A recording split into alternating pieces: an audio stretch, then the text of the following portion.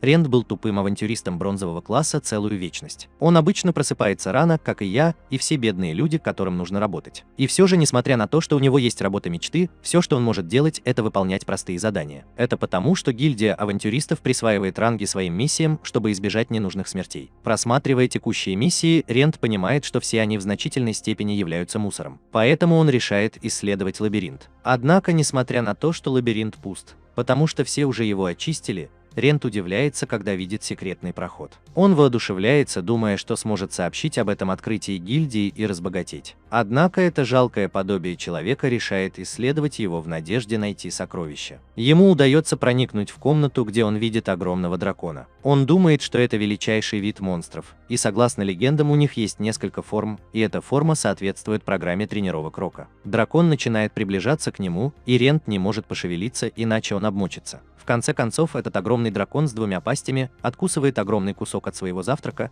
однако несколько часов спустя Рент умудряется встать, удивленный тем, что остался жив. Однако, когда он смотрит на свое отражение, он замечает, что стал еще более уродливым скелетом. После пережитого шока он задается вопросом, действительно ли он жив, пока не понимает, что превратился в немертвого монстра. Он подумывает о возвращении в город, потому что у него все еще сохранились человеческие воспоминания. Однако, если епископ или священник найдут его, они уничтожат его своей магией. Он понимает, что дракон пропал, и решает выбраться из комнаты, чтобы избежать возможного двойного убийства. Пока он идет, Рент объясняет, что никто не знает, откуда берутся лабиринты и как они работают. Они знают только, что по всему миру их много, и внутри них спрятаны сокровища. Рент подумывает о том, чтобы дождаться нового искателя приключений, который придет в этот лабиринт и попросит о помощи. Однако он всего лишь груда костей, которая не может говорить. Внезапно появляется еще один скелет и противостоит Ренту. Рент хочет победить его своим мечом, но понимает, что ему трудно двигать своим телом без каких-либо мышц. Он поднимает свой меч, чтобы ударить этого скелета, но в итоге отстает. Тем не менее, другой скелет также страдает от дефицита кальция, поскольку спотыкается после потери кости ноги. Рент понимает, что будет трудно справиться с монстром без техники владения мечом и мускулов. Затем он внезапно обнаруживает, что все еще может использовать духовную энергию для улучшения своих физических качеств, несмотря на то, что он не человек. С помощью этого усиления ему удается разрушить череп, и он видит, как куча костей светится от какого-то эльфийского порошка. Он обнаруживает, что только что восстановил духовную энергию, которую использовал, и вспоминает свой разговор со своей подругой Лоррейн. Она исследователь, которая сказала ему, что монстры могут эволюционировать в другие виды. В то время она упомянула, что скелеты иногда могут эволюционировать в упырей, назвав это экзистенциальной эволюцией. После этого воспоминания Рент думает, что если он сможет эволюционировать в упыря, то сможет вернуть себе плоть. Тогда он мог бы использовать какую-нибудь одежду, чтобы прикрыться и вернуться в город без каких-либо проблем. Поэтому Рента решает начать побеждать монстров в этом лабиринте, чтобы получить шанс эволюционировать. Ему быстро удается победить 5 скелетов и вернуть часть своей подвижности. Каждый раз, когда он побеждает врага, он получает исцеление, и это позволяет ему использовать свою духовную энергию в каждой битве. В поисках новых монстров он находит слизь. Несмотря на то, что он слабый монстр, есть только два способа победить его: пронзить его сердцевину или избивать до тех пор, пока она не может регенерировать. Ренту удается увернуться от атаки слизняка и нанести контрудар, однако он не ожидал, что попадет в ядро с первой попытки. Он решает сохранить волшебный камень и собирает слизистую жидкость, чтобы позже продать ее, так как она используется в косметике. Со временем Рент замечает, что, будучи нежитью, ему не нужно ни спать, ни есть, что помогает ему сосредоточиться на борьбе за достижение своей эволюции. Однако похоже, что это занимает много времени. Тем не менее, ему удалось вернуть свои физические способности и снова использовать ману и божественную силу, несмотря на то, что он был нежитью. И все же он чувствует себя подавленным, потому что провел 10 лет в качестве слабого искателя приключений и теперь мертв. Он один из редких искателей приключений, которые могут использовать духовную энергию, ману и божественную силу, но так как он мусор, то все они являются базовыми. Он хотел быть сильным и достичь своей цели, стать митральным классом, который является высшим классом искателей приключений. И все же он решил, что то, что он скелет, не помешает ему осуществить свою мечту. Он начинает уничтожать все больше монстров и понимает, что становится сильнее, чем когда был человеком. После победы над другим слизняком, Рент замечает, что его сила выглядит совсем по-другому. Внезапно его тело начинает меняться, появляются мышцы, волосы, кожа и даже глаза. Он понимает, что ему удалось превратиться в упыря, и теперь он может издавать звуки ртом. Он счастлив, что у него наконец-то есть немного плоти, обтягивающей его кости, несмотря на то, что она довольно сухая. Однако это заставляет его осознать, что если он продолжит усердно работать, то, возможно, сможет стать нежитью высокого ранга, например, вампиром. Сначала он решает произнести несколько слов, но все, что у него выходит, это рев. После некоторой тренировки ему удается сказать привет и доброе утро, однако ему все еще нужно потренироваться, чтобы не походить на зомби. Рент сражается с несколькими гоблинами в подземелье. Он знает, что гоблины могут быть опасны группами, поэтому он использует планировку подземелья, чтобы рассредоточить их и заставить сражаться один на один. Он легко побеждает их и смотрит на себя со стороны. Он превратился в упыря, и это означало, что теперь он может усилить не только себя, но и свой меч. Гоблины решили напасть снова, но он взмахнул мечом и легко победил их. Он слышит лязг мечей вдалеке, и это его не слишком радует.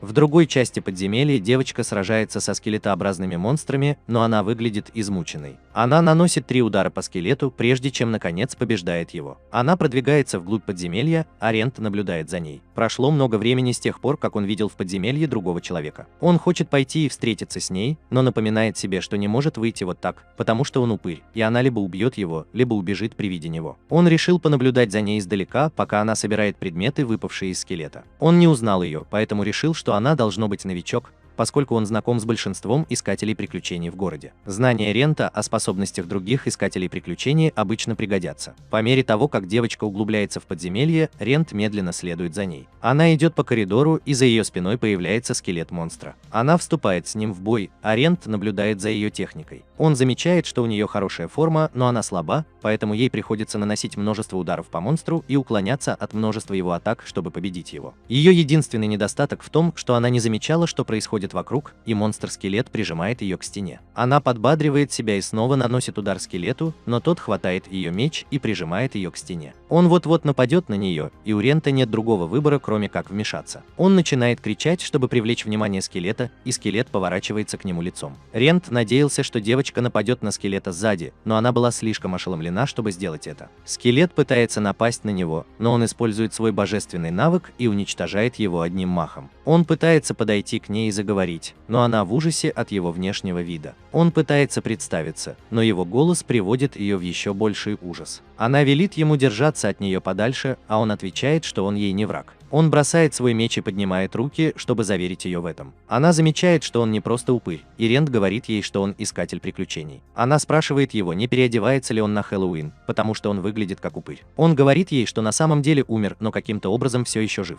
Она благодарит его за то, что он спас ей жизнь, и он говорит ей, что ему пришлось это сделать, потому что искатели приключений заботятся друг о друге. Она все еще не доверяет ему, поэтому просит его не лишать ее жизни. Он уверяет ее, что не сделает этого, но ему нужно, чтобы она помогла ему раздобыть кое-какую одежду. Он говорит ей, что хочет вернуться в город Малт, а она говорит, что могла бы достать ему халат, который скрывал бы его тело. Он кладет на землю мешочек с монетами и говорит ей, чтобы она оставила сдачу себе после того, как купит одежду. Он отходит назад, а она подходит к нему, чтобы забрать сумку. Он умоляет ее помочь ему, и она представляется ему как Рена. Она говорит ему, что она дочь рыцаря и хотела бы вернуть ему свой долг. Он ведет ее обратно ко входу в подземелье, и она говорит ему, что вернется за ним. Рент замечает ее настороженность по отношению к нему и думает, что она ведет себя как настоящая искательница приключений. Как правило, настоящий искатель приключений сообщает о появлении упыря в гильдию для принятия немедленных мер, но он не думает, что она предаст его. Рента не хочет удваивать ее, но он думает, что если окажется, что он ошибается, он разберется с последствиями, когда они возникнут. Он возвращается в подземелье. Рена возвращается в город и встречается с Шейлой. Шейла говорит ей, что рада, что она не пострадала, и что она беспокоилась за нее, так как она не вернулась после захода солнца. Рена говорит ей, что многое произошло, и у нее есть к ней срочный вопрос. Тем временем в подземелье Рент сражается с гигантским монстром. Он не может поверить, каким могущественным он стал по сравнению с тем временем, когда был человеком. Монстр бросает в Рента несколько шариков, но тот уворачивается от них. Он замечает, что стал не только сильнее, но и его тело двигается так, как ему хочется. Он наносит удар по движущейся сердцевине монстра и легко уничтожает ее. Монстр тает на земле. Рент считает, что его боевая интуиция также улучшилась, потому что он смог предсказать движение сердцевины монстра. Это то, чего нельзя достичь путем тренировок или изучения, и Рент удивлен, что он получил эту силу только после того, как стал гулем. Внезапно он слышит голос Рены, зовущий его по имени. Он выходит ей навстречу и удивляется, что она действительно вернулась за ним. Она стоит с мешком на полу перед собой. Когда он приближается к ней, она достает свой меч и делает несколько шагов назад, спрашивая его, кто он, арендованный или случайный гуль. Он говорит ей, что он арендованный и что гули не появляются на ранних уровнях подземелья. Она успокаивается и говорит арендованному, что он стал лучше разговаривать. Он говорит ей, что практиковался, пока ее не было, и она благодарит его за это. Она показывает ему мешок с его одеждой и подходит к нему, чтобы положить сдачу. Он подходит к мешку, а она пятится назад. Рент смотрит на нее, и она извиняется, говоря, что все еще немного напугана. Она говорит ему, что ей нужно больше времени, чтобы привыкнуть к нему, а он отвечает, что это нормально, что она так себя чувствует. Он говорит ей, что хочет взглянуть на одежду, и открывает пакет.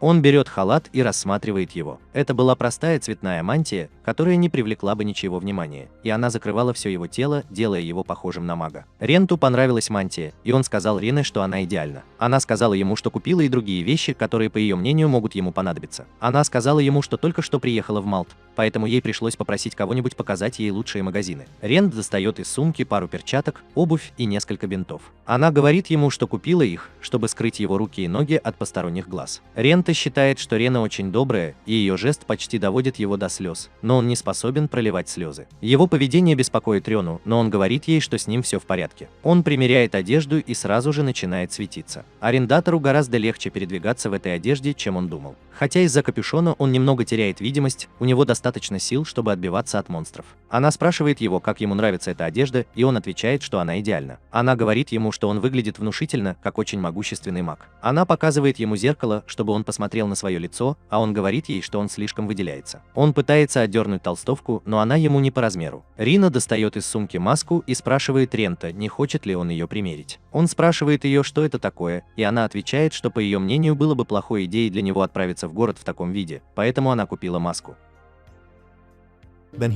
Из-за капюшона он немного теряет видимость, у него достаточно сил, чтобы отбиваться от монстров. Она спрашивает его, как ему нравится эта одежда, и он отвечает, что она идеальна. Она говорит ему, что он выглядит внушительно, как очень могущественный маг. Она показывает ему зеркало, чтобы он посмотрел на свое лицо, а он говорит ей, что он слишком выделяется. Он пытается отдернуть толстовку, но она ему не по размеру. Рина достает из сумки маску и спрашивает Рента, не хочет ли он ее примерить. Он спрашивает ее, что это такое, и она отвечает, что, по ее мнению, было бы плохой идеей для него отправиться в город в таком виде, поэтому она купила маску. Он поднимает его и рассматривает. Она говорит ему, что когда она впервые увидела его, то подумала, что он особенный крепкий орешек. Он говорит ей, что, возможно, она права. Когда он прижимает маску к лицу, она прикрепляется волшебным образом. Рена говорит ему, что он выглядит великолепно, но он пытается снять маску, но она не снимается. Он говорит ей, что не может ее снять, и она извиняется. Она говорит ему, что купила ее в киоске на рынке, и это показалось ей подозрительным. Он спрашивает ее, не был ли этот киоск частью магазинов, в которые ее водила гильдия, и она говорит ему, что гильдия не водила ее в киоск. И маска – это единственное, что она там купила. Она сказала ему, что это было потрясающе дешево, и она проверила, нет ли проклятий, когда дотронулась до него, но ничего не произошло. Рента выяснила, что проклятие активируется только тогда, когда кто-то надевает маску. Он сказал ей, что хочет кое-что попробовать, и активировал свой божественный навык. Рена была потрясена, увидев, что он может использовать божественность, и он сказал ей, что может использовать ее совсем недолго. Он убежден, что может снять основное проклятие с помощью этого навыка, и он поднял руку перед маской. У него заканчивается энергия, и они оба выбиты из колеи. Рина еще раз извиняется за то, что принесла ему проклятый предмет, но он говорит ей, что все в порядке, так как ему все равно приходится прятать свое лицо. Он говорит ей, что маска отвечает божественности, и ему просто нужно нанять священника, чтобы снять проклятие. Рент подходит к ней и пытается успокоить, похлопывая по плечу, но он думает, что может быть слишком навязчивым, и отступает. Она хватает его за руку и говорит, что он хороший человек, и она его больше не боится. Он держит ее за руку и говорит, что ей не нужно заставлять себя любить его, пока она в конце концов не привыкнет к нему. Она сказала ему, что это не займет много времени. Она сказала ему, что теперь они могут вернуться в город и покинуть подземелье. Они сели в экипаж, и Рина сказала ему, что зарегистрировалась в гильдии в столице, но там было много популярных искателей приключений. Поскольку она была новичком, она не получила никакой работы, поэтому кто-то порекомендовал ей пойти в Молд.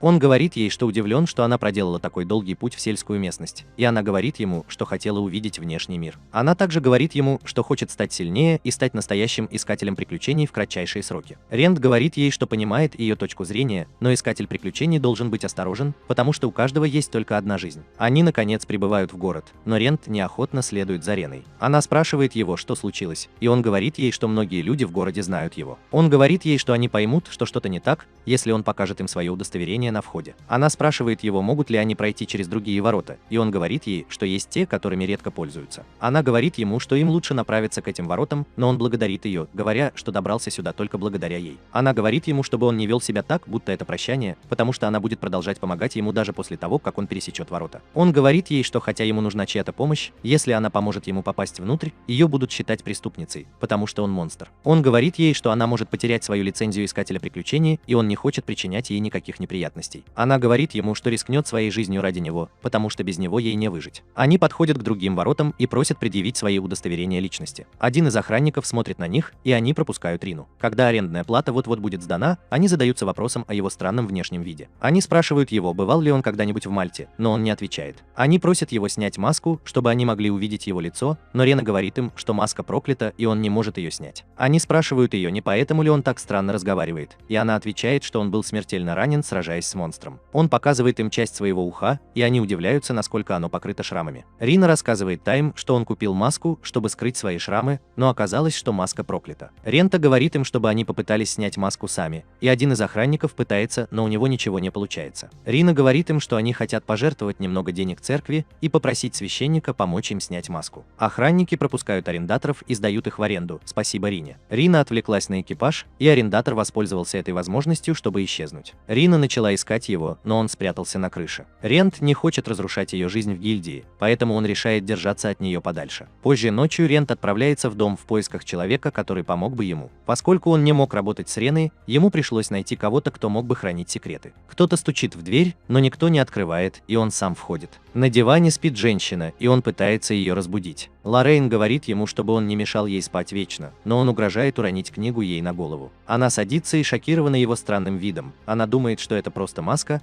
но он снимает перчатку, чтобы показать ей свою руку вампира. Она спрашивает его, что случилось. Лоррейн подумывает о том, чтобы отправить запрос на поиск в гильдию искателей приключений. Внезапно она слышит знакомый стук в дверь и понимает, что это арендная плата. Но арендная плата приходит не сразу, так что она понимает, что с ним должно быть что-то случилось, но она рада, что он жив. Она ложится на диван и притворяется спящей. Рент открывает дверь и подходит к дивану, чтобы разбудить ее. Она просит его дать ей еще немного поспать, но он угрожает разбудить ее самым жестоким образом. Она наконец открывает глаза, чтобы посмотреть на Рента, и понимает, что теперь он стал упырем. Рент рассказывает ей историю о том, что с ним случилось, но Лоррейн ему не верит. Она занималась исследованиями монстров и магии и никогда не сталкивалась со сценарием, в котором кто-то превращался в нежить после того, как его съедал дракон. Она спрашивает его, все еще ли дракон в лабиринте, и он говорит ей, что дракон, вероятно, уже ушел. У Лоррейн нет другого выбора, кроме как поверить в его историю из-за того, как он сейчас выглядит. Рент удивлен тем, насколько спокойно Лоррейн, увидев его тело вблизи, но ему кажется, что она будет относиться к нему скорее как к объекту исследования, чем как к другу. Лоррейн некоторое время ходит по комнате, размышляя, и внезапно спрашивает Рента, помнит ли он, кто он такой, теперь, когда он стал нежитью. Рент говорит ей, что у него все еще есть воспоминания и сознание о себе до того, как он стал нежитью. Но это не меняет того факта, что он уже однажды потерял свою жизнь. Он говорит ей, что не очень уверен, что он все еще тот же человек, и она отвечает ему, что именно так, как она знает, отреагировала бы арендная плата. Хотя все еще трудно подтвердить, что это тот же самый человек, она говорит ему, что они побеспокоятся об этом позже. Она спрашивает его, что он планирует делать со своей жизнью, и он говорит ей, что хочет продолжать жить как искатель приключений. Он стремится достичь самого высокого ранга в гильдии, но он знает, что не может прийти в гильдию, выглядя как нежить. Лоррейн понимает, что ему нужно, чтобы она выполняла за него задание, и ему придется пожить у нее некоторое время. Она спрашивает его, не возражает ли он, и он отвечает, что не против. Но она просит его помочь ей с исследованиями. Она не хочет упустить возможность изучить предмет, который претерпел экзистенциальную эволюцию. Рента говорит ей, что он не против, если она не будет препарировать его. Она говорит ему, что она не Франкенштейн, но время от времени ей понадобится кусочек кожи. На следующий день, когда Лоррейн возвращается домой, Рент занимается какой-то работой по дому. Она говорит ему, что ходила в гильдию, и отдает ему деньги за слизистую жидкость и магические кристаллы, которые он получил в лабиринте. Брен думает, что ему переплатили за ресурсы, но она говорит ему, что они были хорошего качества и гильдия найдет им достойное применение. Он берет плату и говорит ей, что пойдет к печально известному кузнецу. Позже в тот же день Рент прогуливается по рыночному району, довольный, что его кошелек так набит. Когда он идет по улице, на него обращают внимание другие люди, которые делают покупки. Он замечает, что их взгляды прикованы к нему, и старается получше спрятать свое лицо. Наконец-то он приходит в кузницу, где его встречает администратор. Она замечает его наряд и немного удивляется. Арендатор Арендатор приносит извинения за свой подозрительный взгляд.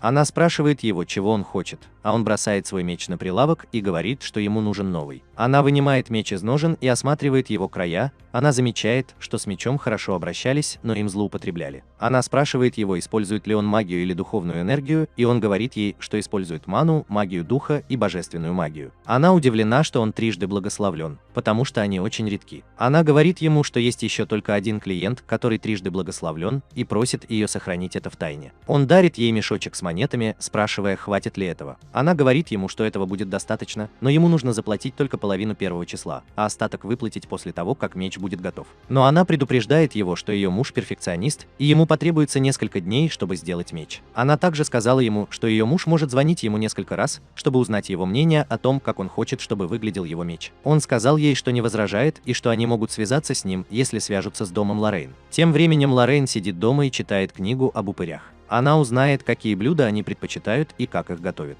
Она также узнает, что гули, обращенные другими могущественными монстрами, как правило, теряют память и человеческие эмоции. Она закрывает книгу, так как теперь знает, что случай Рента совершенно особенный. Она все еще не уверена, что он тот же самый человек, каким был до обращения, но он все еще кажется ей тем же Рентом, которого она всегда знала. Она вспомнила времена, когда была моложе и проходила квест в гильдии. Какой-то мужчина остановил ее и узнал, что ее квест приведет ее в лес, расположенный далеко от города. Он предложил молодому Ренту бесплатно стать носильщиком ее стаи, чтобы он мог набраться опыта, так как он все еще был новичком. Они приезжают в лес, и Лоррейн ищет определенную траву, но не может ее найти. Она задается вопросом, не ошиблись ли ее тексты с описанием задания. В те времена мир казался Лоррейн скучным, и хотя она была самой молодой, кто получил звание великого доктора, это не означало, что очень много для нее значу. Но этот титул позволил ей зарегистрироваться в качестве авантюристки серебряного ранга. После получения титула она быстро уехала в город Йорлин собирать травы, так как ей больше нечем было заняться. Она наконец-то нашла траву, которую искала, и тщательно собрала ее, чтобы сохранить ее полезность. Она упаковала ее и велела юному Ренту положить ее в свой рюкзак. Он принес ей пакет, и она с удивлением обнаружила, что он почти полон тех же трав, которые она так долго искала. Она спрашивает его, как ему удалось найти нужную траву и правильно собрать ее, но Рента отвлекается на что-то в лесу. Она бросает взгляд в ту сторону, куда смотрит он, и видит гоблина, вставляющего стрелу в свой лук. Юный Рент поднимает свой щит, чтобы защитить ее, и говорит ей использовать заклинание против гоблина. Она использует это заклинание, чтобы полностью уничтожить гоблина. Юный Рент хвалит ее магический уровень, но она говорит ему, что в этом нет ничего особенного. После битвы он предлагает ей немного воды и спрашивает, была ли это ее первая битва. Она говорит ему, что это не так, но обычно ее сопровождающие не так опытны. Она понимает, что молодой Рент – это нечто большее, чем просто носильщик рюкзака. Он говорит ей, что другие искатели приключений беспокоились, что у нее недостаточно опыта для ее ранга, поэтому они сказали ему следовать за ней. Она спросила его, откуда он так много знает о травах. Он сказал ей, что кто-то посоветовал ему прочитать обо всем, что он может найти о травах и монстрах, если он захочет.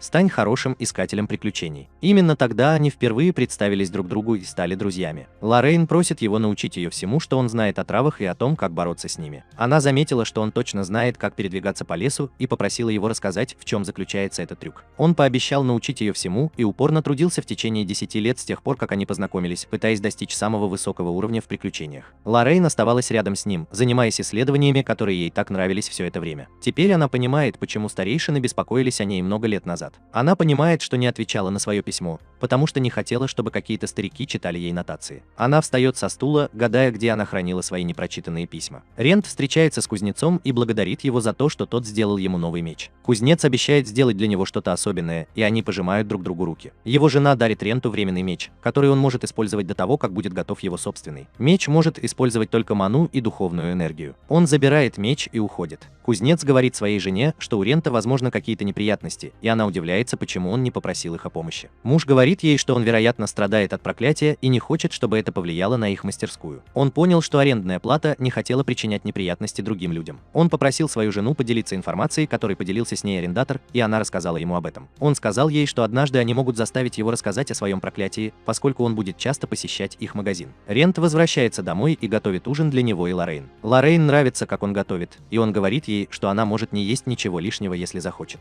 Она замечает, что он не притронулся к ужину, и он говорит ей, что не голоден. Она воспринимает это как хороший знак. Она говорит ему, что изучала упырей упырей, пока его не было, и она говорит ему, что он отличается от обычного упыря. Именно по этой причине он может развиваться, и она спрашивает его, кем он станет в следующий раз. Он говорит ей, что просто хочет быть настолько человечным, насколько это возможно, поэтому он просто будет стремиться к своей следующей экзистенциальной эволюции. Лоррейн понимает, что ему нужно вернуться в лабиринт, и он говорит ей, что должен уничтожать монстров, чтобы развиваться быстрее. На следующий день Искатель приключений сражается в лабиринте со слизистым монстром, но ему не справиться с ним. Он вот-вот будет полностью подавлен монстром, но тот внезапно исчезает. Рента спасает человека, и человек благодарит его. Он говорит Ренте, что не ожидал, что слизь так нападет, и хотя он получил небольшой порез, с ним все будет в порядке. Рента начинает отступать, так как от Искателей приключений ожидают, что они сами о себе позаботятся. Этот человек пытается остановить Ренту, но Рента его не слушает. Рента слышал о людях, которые притворяются, что попали в затруднительное положение, а потом грабят тех, кто им помогает.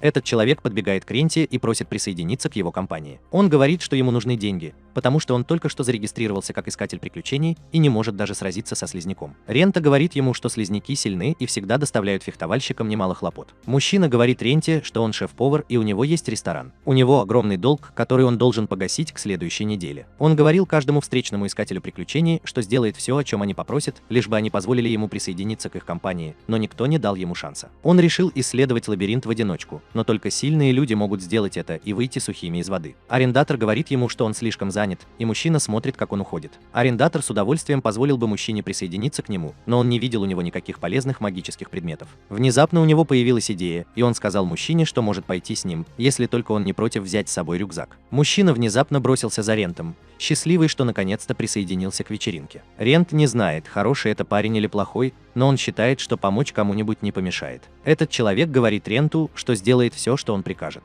Они продолжают идти по лабиринту и добираются до места, которое, по мнению мужчины, ведет в тупик, но Рент просит его довериться ему. Мужчина удивлен, увидев коридор, который на карте обозначен как тупик. Они идут по коридору и достигают выхода, и мужчина удивлен, что такое место существует в лабиринте. Рента еще больше удивлена, что поблизости нет дракона. Они осматривают вход, и Рента разочарован, что не нашел никаких магических предметов. Мужчина звонит Ренте и говорит, что обнаружил небольшую щель в стене. Они заглядывают в щель, чтобы найти потайной коридор. Мужчина сказал Ренте, что они могут заработать целое состояние, если расскажут гильдии о потайном ходе. Он говорит Ренту, что расскажет всем, что это Рент нашел это, но Рент говорит ему, что его не интересует слава. И этот человек может взять на себя ответственность за то, что нашел это. Рент входит в коридор и просит мужчину следовать за ним. Они находят пустую комнату, и мужчина входит в нее. Он говорит арендатору, что они могут поискать другой потайной ход или спрятанное сокровище, поскольку никто никогда раньше не заходил в эту секцию. Арендатор говорит ему подождать, но он не слышит Рента из-за его болтовни. Арендатор входит в комнату, и в центре комнаты активируется круг телепортации. Он пытается предупредить мужчину, но тот говорит ему не волноваться, потому что поблизости нет никаких монстров.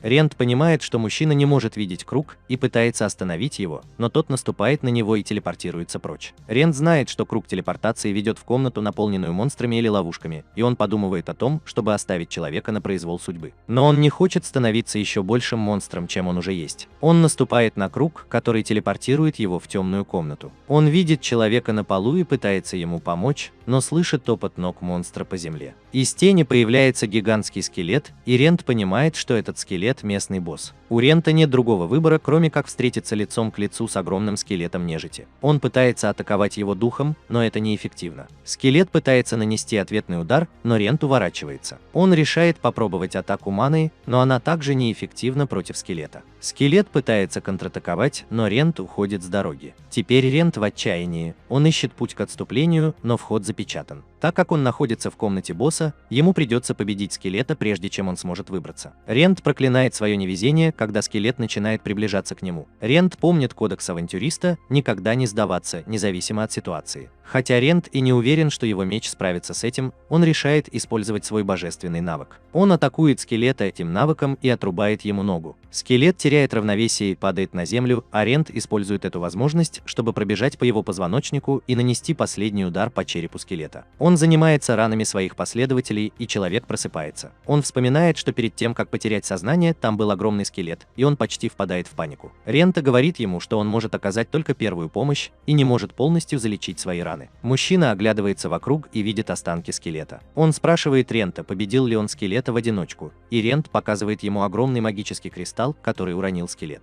Мужчина понял, что монстру было очень тяжело уронить такой огромный кристалл. Он похвалил Рента за то, что тот оказался достаточно умелым, чтобы чтобы победить монстра в одиночку. Рент сказал ему, что это была просто удача, и он сказал мужчине, что отдаст ему кристалл, если он захочет. Его последователь не может поверить своим ушам, но Рент сказал ему, что за это придется заплатить определенную цену. Его последователь спрашивает Рента, чего он хочет взамен, потому что он чувствует, что не сможет быть полезен Ренту, увидев, какой он сильный искатель приключений. Рента показывает человеку, что он теперь упырь после того, как в прошлом на него напал дракон. Он говорит человеку, что из-за этого он не может заходить в магазины гильдии, поэтому ему нужно, чтобы он сделал это вместо него. Человек соглашается на это, но он чувствует, что сделка слишком хороша, чтобы быть правдой, потому что он получает так много за так мало. Арендная плата решила добавить к сделке еще кое-что. Он просит этого человека бесплатно кормить его в его ресторане в любое время, когда он захочет. Эта просьба доводит мужчину до слез, и он говорит Ренте, что может есть столько, сколько захочет, в любое время, когда захочет. Он обещает усердно работать, чтобы не обанкротиться. Он благодарит Ренту за предоставленную возможность, и Рента вручает ему кристалл, говоря, что пора возвращаться домой. Мужчина спрашивает Ренту, как они выберутся из лабиринта, и Рента указывает ему направление. Мужчина говорит Ренте, что ничего не видит, и Рента удивляется, что мужчина не видит комнату. Рента говорит своему последователю, что они могут вернуться на прежнее место, если пойдут в этом направлении, и он верит Ренте. Он движется в этом направлении и телепортируется обратно. Рента оглядывается назад, чтобы увидеть другую комнату, ведущую в другую комнату, и решает вернуться позже, чтобы исследовать ее. Они возвращаются в город, и ученик Рента ведет его в свой ресторан под названием «Павильон Красного Дракона». Заведения выглядели лучше, чем предполагал Рента. Внезапно жена этого человека выбегает из дома и обнимает его, радуясь, что он жив и здоров.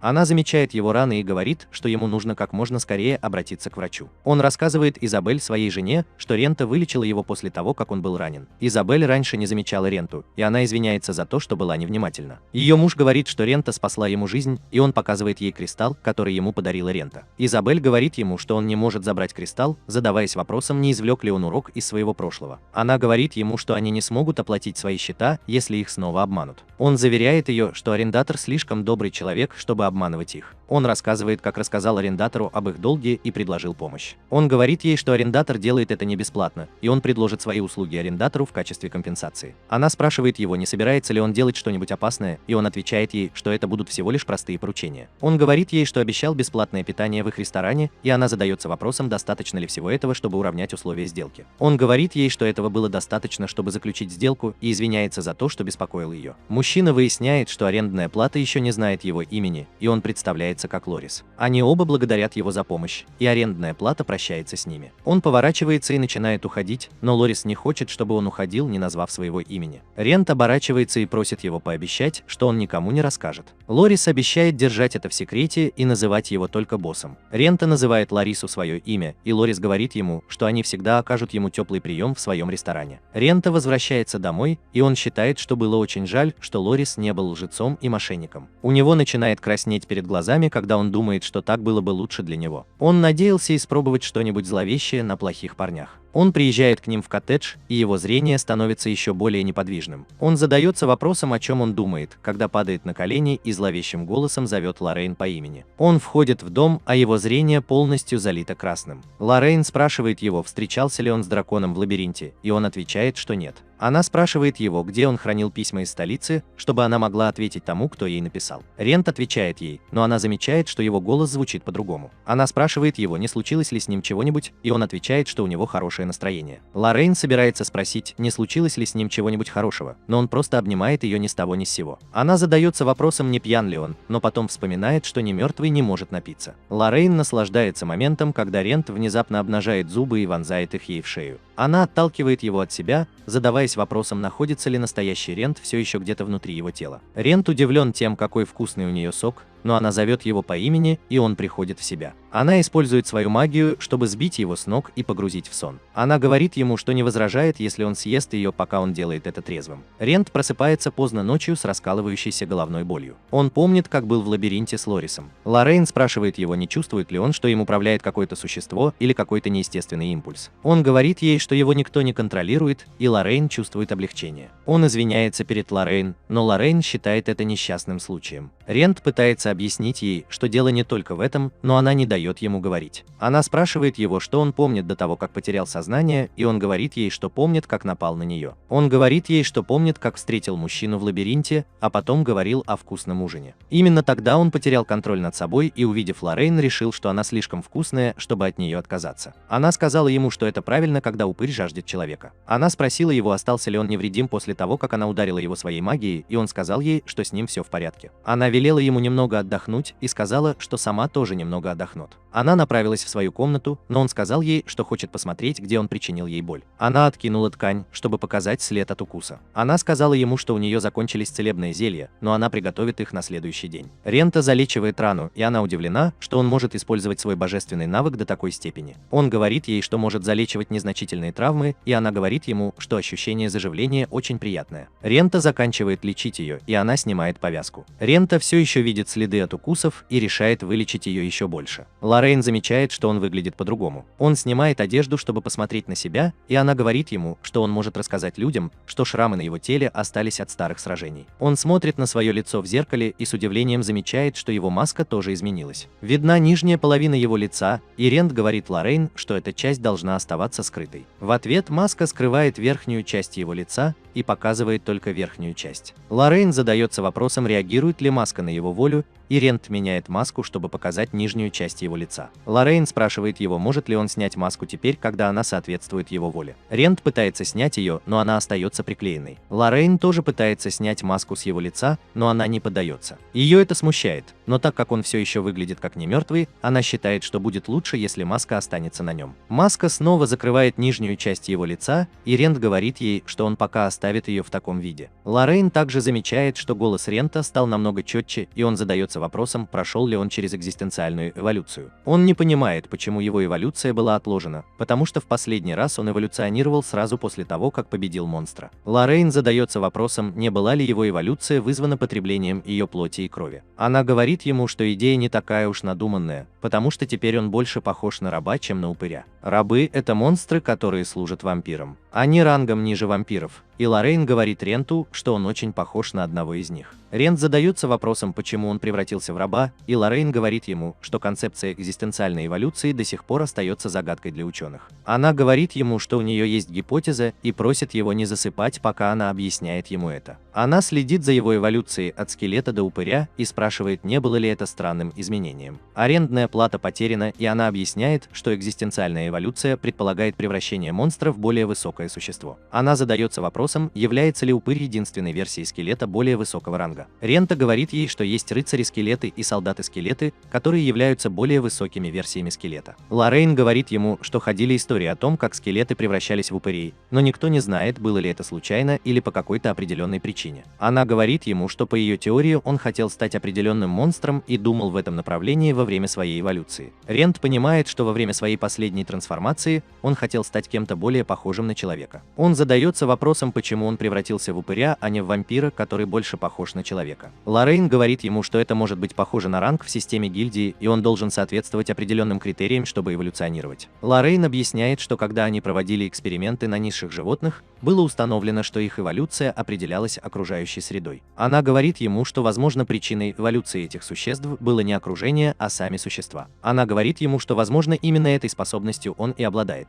Он понимает, что если он будет достаточно стараться, то сможет стать вампиром и в конечном счете снова человеком. Она говорит ему, что не уверена, что он сможет снова стать человеком. Она говорит ему, что ему, возможно, потребуется нечто большее, чем просто убивать монстров, чтобы достичь своей следующей экзистенциальной эволюции. Он понимает, что ему нужно выполнить гораздо больше условий, чтобы стать вампиром. Он говорит Лоррейн, что они многого не знают о его эволюции, и она говорит ему, что их обсуждение было всего лишь гипотезой, потому что они даже не уверены во всем, что сказали. Она говорит ему, что лучше всего делать все шаг за шагом, и предлагает помочь ему в его путешествии. Он благодарит ее за то, что она предложила свою помощь. Она говорит ему, что ему пора стать лабораторной крысой, и она велит ему раздеться. Она говорит ему, что сделает с ним все возможное, чтобы узнать о нем все, что ей нужно знать. Рента приходит в ужас от одной мысли об этом, но она говорит ему, что они начнут эксперимент на следующий день. Рента удивляется этому, и Лоррейн говорит ему, что здравый смысл подсказывает ему, что он уже устал. На следующий день Лоррейн все еще спит, но Рента уже стоит на улице, размахивая мечом, чтобы проверить, как чувствует себя его тело. Он убежден, что чувствует себя себя прекрасно, но смотрит на свой меч и видит, что его лезвие зазубрено. Он не может пойти в лабиринт с таким мечом, и он знает, что Клоп расстроится, когда он возьмет его с собой. Он отдает его Клопу, и Клоп говорит ему, что меч неисправим. Рента приносит извинения за то, что наделил меч божественностью. Теперь Клоп понимает, почему меч был так сильно поврежден. Он говорит Ренте, что поблизости не должно быть никаких монстров, для победы над которыми требуется божественность. А Рента говорит ему, что он столкнулся с гигантским скелетом на неизведанной территории. Клоп не может поверить своим ушам, и теперь он понимает, почему у Рента такой странный набор снаряжения. Он спрашивает Рента, полностью ли он изучил территорию, и Рент отвечает, что ему еще предстоит это сделать. Он спрашивает Клопа, сможет ли он закончить свой меч как можно скорее. Клоп уже ожидал его просьбы, и он говорит Ренту, что его меч даже не близок к завершению. Он дает ему замену его потрепанному мечу, но этот меч немного лучше. Рент покидает магазин, довольный, что получил замену. Когда Рент идет по улице, он замечает Изабель и Лариса, покупающих продукты для приготовления блюд в их ресторане. Лорис объявляет всем, что павильон «Красный дракон» вновь откроется в этот день.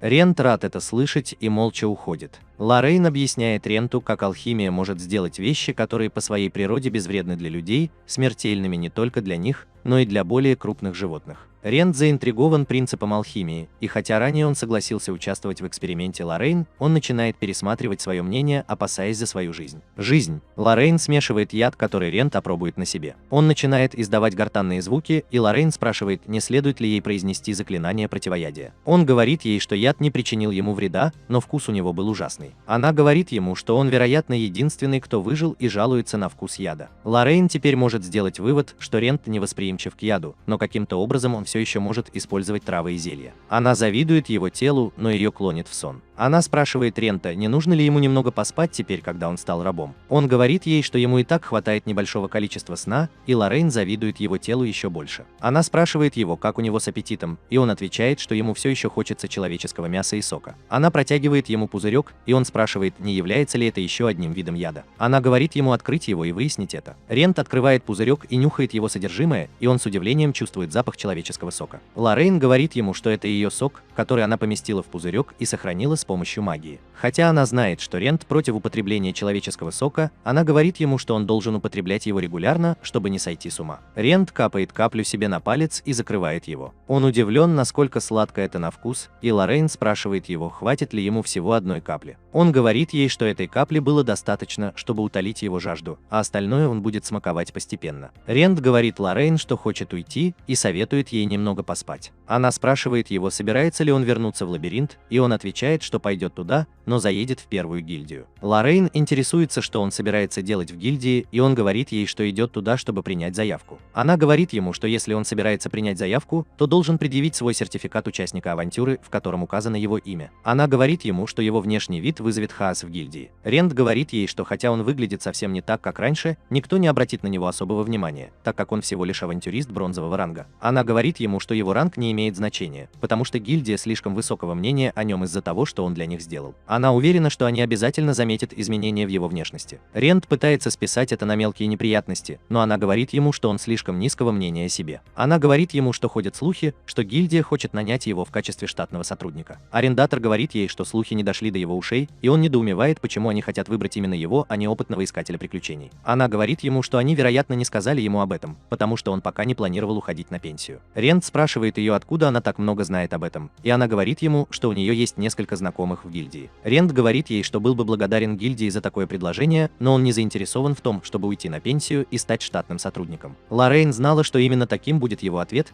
и ей было интересно, каким должен быть их следующий шаг. Чтобы повысить свой рейтинг, ему нужно сдать экзамен на повышение ранга, но для этого ему нужно добиться определенных успехов, прежде чем он сможет сдать экзамен. Достижение требует, чтобы он принимал запросы от своего имени, но если гильдия узнает о его текущем состоянии, это будет самым лучшим решением. Конец его полной приключений жизни. Лоррейн приходит в голову идея, и она говорит Ренту сменить личность, и Рент шокирован ее идеей. На следующий день Рент приходит в гильдию в полном костюме и выглядит довольно загадочно. Входя, он привлекает взгляды некоторых искателей приключений. Он оглядывается по сторонам и испытывает ностальгию, вспоминая, как в последний раз вступал в гильдию. Он замечает Шейлу и радуется, что у нее все хорошо. Она замечает его и спрашивает, новичок ли он в гильдии. Он подходит к ней и говорит, что хочет зарегистрироваться в качестве нового искателя приключений. Она протягивает ему бланк для заполнения исполнение и говорит, что может заполнить всю остальную информацию, кроме его имени. Он говорит ей, что умеет писать, и она извиняется за то, что считает его неграмотным. Она говорит ему, что ему нужно только заполнить необходимую информацию, а остальные места он может оставить пустыми. Она говорит ему написать, какие у него специальности и какой вид магии, чтобы они могли давать ему больше запросов. Рент помнит, как он впервые заполнил анкету 10 лет назад. Тогда он даже не знал, какая у него специальность, и в итоге написал только свое имя и возраст.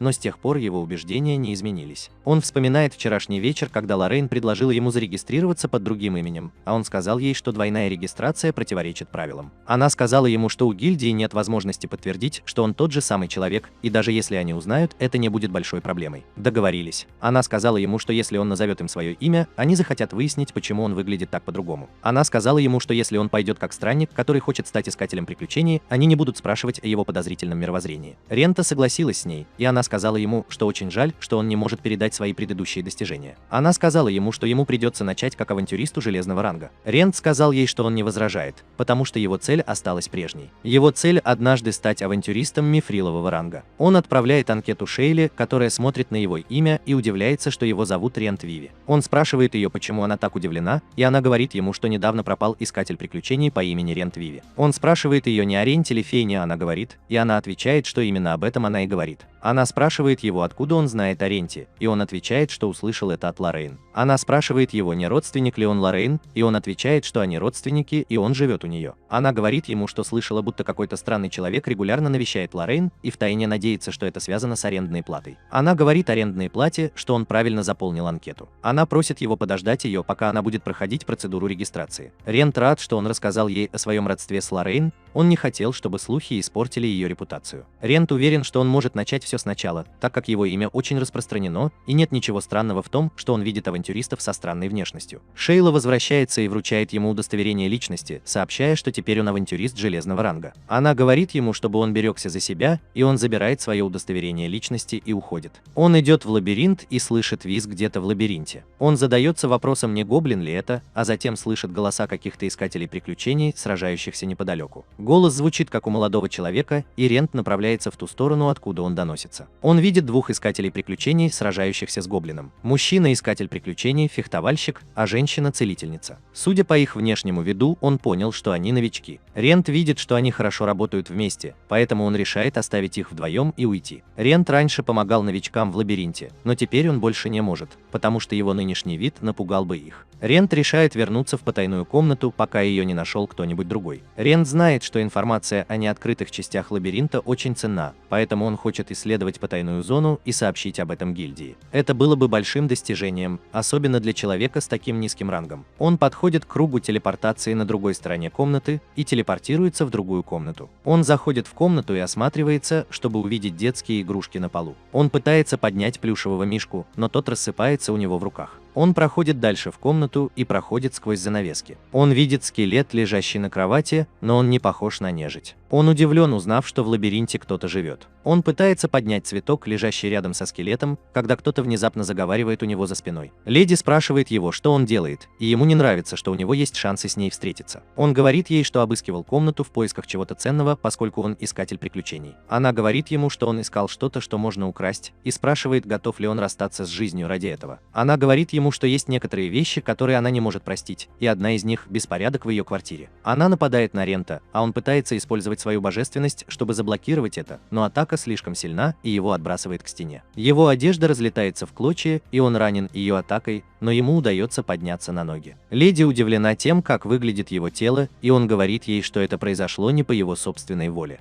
Хотя она и хотела напасть снова, теперь она понимает, как Ренту удалось проникнуть в комнату, и она расслабляется. Она извиняется перед ним за то, что неправильно поняла его и сожгла его одежду. В качестве компенсации она отдает ему свое пальто и говорит, чтобы он держал это место в секрете, потому что оно особенное. Она говорит ему, что никто другой не может войти в комнату, если он не с ними, и она дает ему карту акации, чтобы он не вернулся с пустыми руками. Рента открывает карту, но она пуста. Она говорит ему, что карта волшебным образом фиксирует все места, по которым путешествовал ее владелец. Она говорит ему, что их сделка завершена, и она отправит его обратно ко входу. Она говорит ему, что хотела бы пожелать ему крепкого здоровья, но в его нынешнем состоянии от этого не будет никакой пользы. Зрение Рена затуманивается, и он просыпается у входа в лабиринт. Он возвращается к Лоррейн и все ей объясняет. Она спрашивает его, не находится ли он под каким-то проклятием из-за того, что с ним случилось. Он говорит ей, что это не его вина, что он столкнулся с ними, и она отвечает ему, что именно поэтому она сказала, что он проклят. Она смотрит на карту и говорит ему, что пользоваться ею безопасно. Он спрашивает ее, как ею пользоваться, и она отвечает, что карта не отреагировала на ее магию. Она говорит ему попробовать свою магию, и когда он это делает, карта заполняется. Рент узнает в ней лабиринт лунного отражения, и Лоррейн поражена. Она замечает метку и спрашивает Рента, что это такое, но Рент не знает. Он указывает на нее, и на экране появляются имена,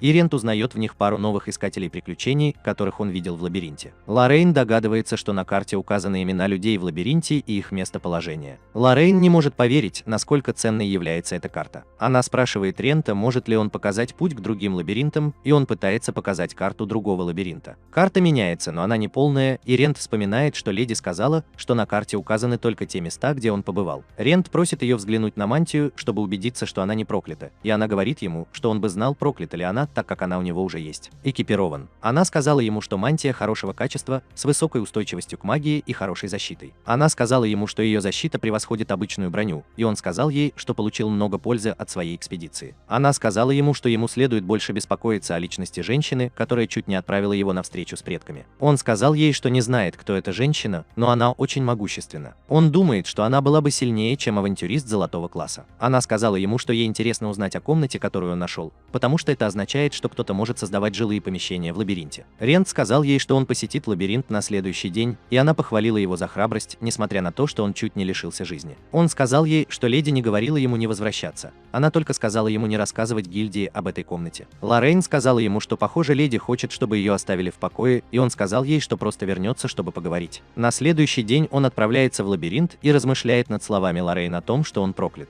Он вспоминает тот день, когда встретил дракона и был проклят, и как он не может снять проклятую маску. Он знает, что большинство людей пожалели бы его, но он видит в своей ситуации возможность стать сильнее и получить самый высокий ранг искателя приключений. Он подходит ко входу, но входа нет. Он смотрит на карту, но там никого нет, и он понимает, что леди пока не хочет, чтобы он возвращался. Вернувшись в гильдию, Шейла обсуждает что-то с авантюристкой, которая спрашивает ее, нет ли вестей от Ренты. Она говорит ему, что у нее нет никаких новостей, и авантюрист просит ее держать его в курсе событий. Она видит, что многие авантюристы беспокоятся о нем, потому что он вдохновил их. Он также вдохновил ее стать хорошим специалистом по строительству, и она помнит, как впервые встретила его. Внезапно перед ней появляется арендная плата, и она извиняется за то, что задумалась. Он передает ей просьбу и говорит, что хочет ее выполнить. Она видит, что ему нужно сразиться с 3 сильными орками, и она говорит ему, что не может рекомендовать эту просьбу для авантюриста железного ранга. Он говорит ей, что уже побеждал орков раньше, и она удовлетворяет его просьбу. Она говорит ему не делать ничего безрассудного, и он говорит ей, что понимает ее, потому что у него всего одна жизнь. Он говорит ей, что понимает этот факт больше, чем кто-либо другой. Лоррейн все еще размышляет о том, как Рент мог бы пройти рекламный экзамен с его нынешней внешностью. Она предлагает ему зарегистрироваться в гильдии под другим именем, но Рент протестует, говоря ей, что это противоречит правилам регистрироваться дважды. Она говорит ему, что гильдия не может подтвердить, что он один и тот же человек, и не будет ничего страшного, если в конце концов его обнаружат.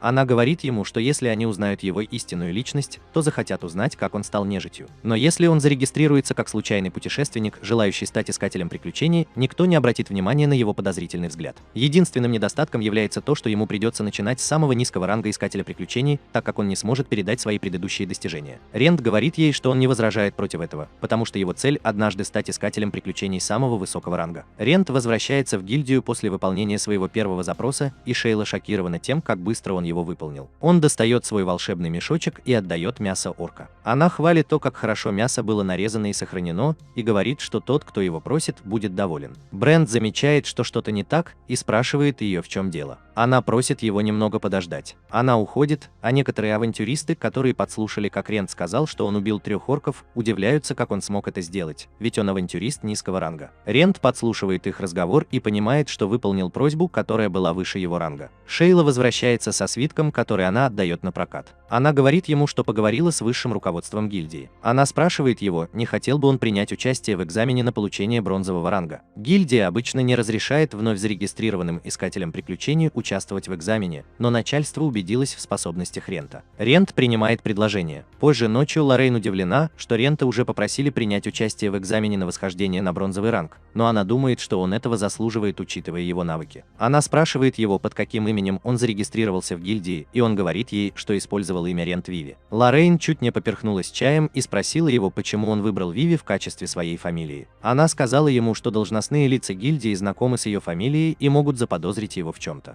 Он сказал ей, что не хотел, чтобы люди думали, что в ее доме остановился странный человек, поэтому он назвался родственником. Она понимает его точку зрения, но она говорит ему, что ее не волнует ее публичный имидж. Все уже думают о ней как о никчемной ученой, которая не смогла пробиться в столицу. Ее больше не волнует, что люди смотрят на нее как-то странно. Рента говорит ей, что она и так уже слишком много ему помогла, и он не хотел причинять ей еще больше неприятностей. Говоря о помощи, она говорит ему, что он выполняет так много работы по дому, что в конечном итоге она может оказаться у него в долгу. Рента говорит ей, что это невозможно, потому что он сохранил чувство человечности только благодаря ей. Лоррейн говорит ему, что он может быть ее соседом по комнате целую вечность, не платя за аренду. Она говорит ему, что поскольку они теперь родственники, он не должен быть таким сдержанным рядом с ней. Рента теперь еще больше благодарна ей. На следующий день Рента приходит в гильдию, и представитель гильдии спрашивает его, кто он такой. Рента представляется и говорит мужчине, что он здесь для прохождения экзамена на Вознесение. Мужчина теперь узнает его, и Шейла окликает его, говоря, что не ожидала, что он придет в гильдию в тот день. Она думала, что он будет готовиться к следующему экзамену, так как у него не было времени подготовиться к нему. Рента сказала ей, что до следующего экзамена осталось несколько месяцев, и он не может дождаться. Искатель приключений опаздывает, радуясь, что успел, но Рента знает, что за опоздание с него снимут несколько баллов.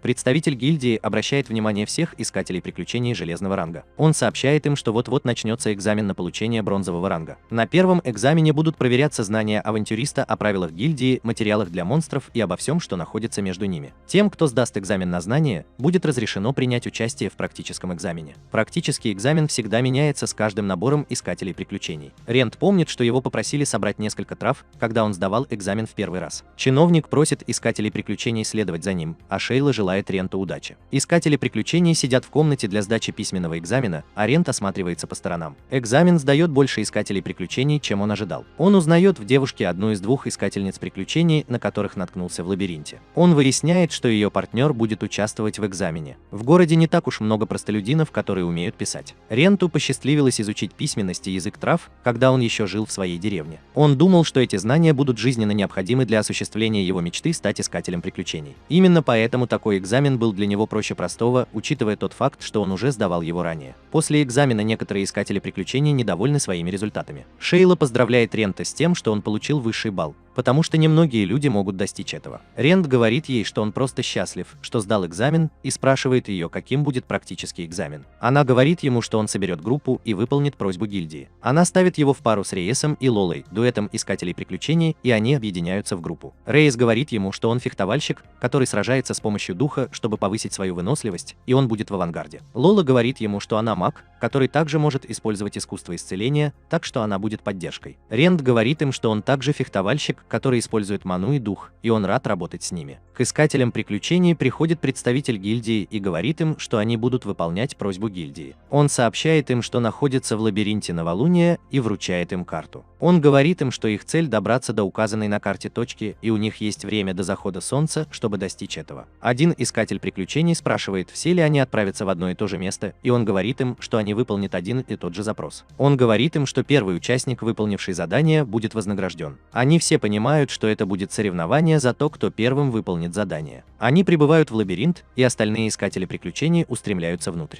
Леес спрашивает Рента, бывал ли он когда-нибудь в лабиринте, и Рент отвечает, что да. Рейес говорит ему, что он тоже был в лабиринте, а Лола говорит ему, что они не очень далеко продвинулись. Рейес говорит ей, что они пойдут дальше, когда получат бронзовый ранг. Они уже собираются зайти внутрь, но арендная плата останавливает их. Он говорит им, что им нужно купить карту, и Лола спрашивает его, почему они не могут воспользоваться картой гильдии. Рент говорит ей, что карта была напечатана 15 лет назад, и Лола понимает, что карта может быть ненадежной. Рент подходит к киоску и говорит продавцу, что хочет купить карту. Продавец называет ему цену, и они шокированы суммой. Арендатор говорит ему, что ему просто нужна карта первого этажа, и он заключает выгодную сделку. Продавец соглашается с этим и передает арендатору карту. Рейс задается вопросом, будет ли карта продавца точной, и арендатор просит его сравнить ее с картой гильдии. Они сравнивают их и могут заметить некоторые различия. На новой карте также показано расположение ловушек в лабиринте, и они счастливы, что могут пройти лабиринт без опасений. Продавец советует им внимательно следить за арендной платой, если они хотят сдать экзамен. Лола задается вопросом, почему карты так сильно отличаются, и арендная плата говорит ему, что гильдия может намеренно ввести их в заблуждение. Он говорит им, чтобы они никогда не теряли бдительности,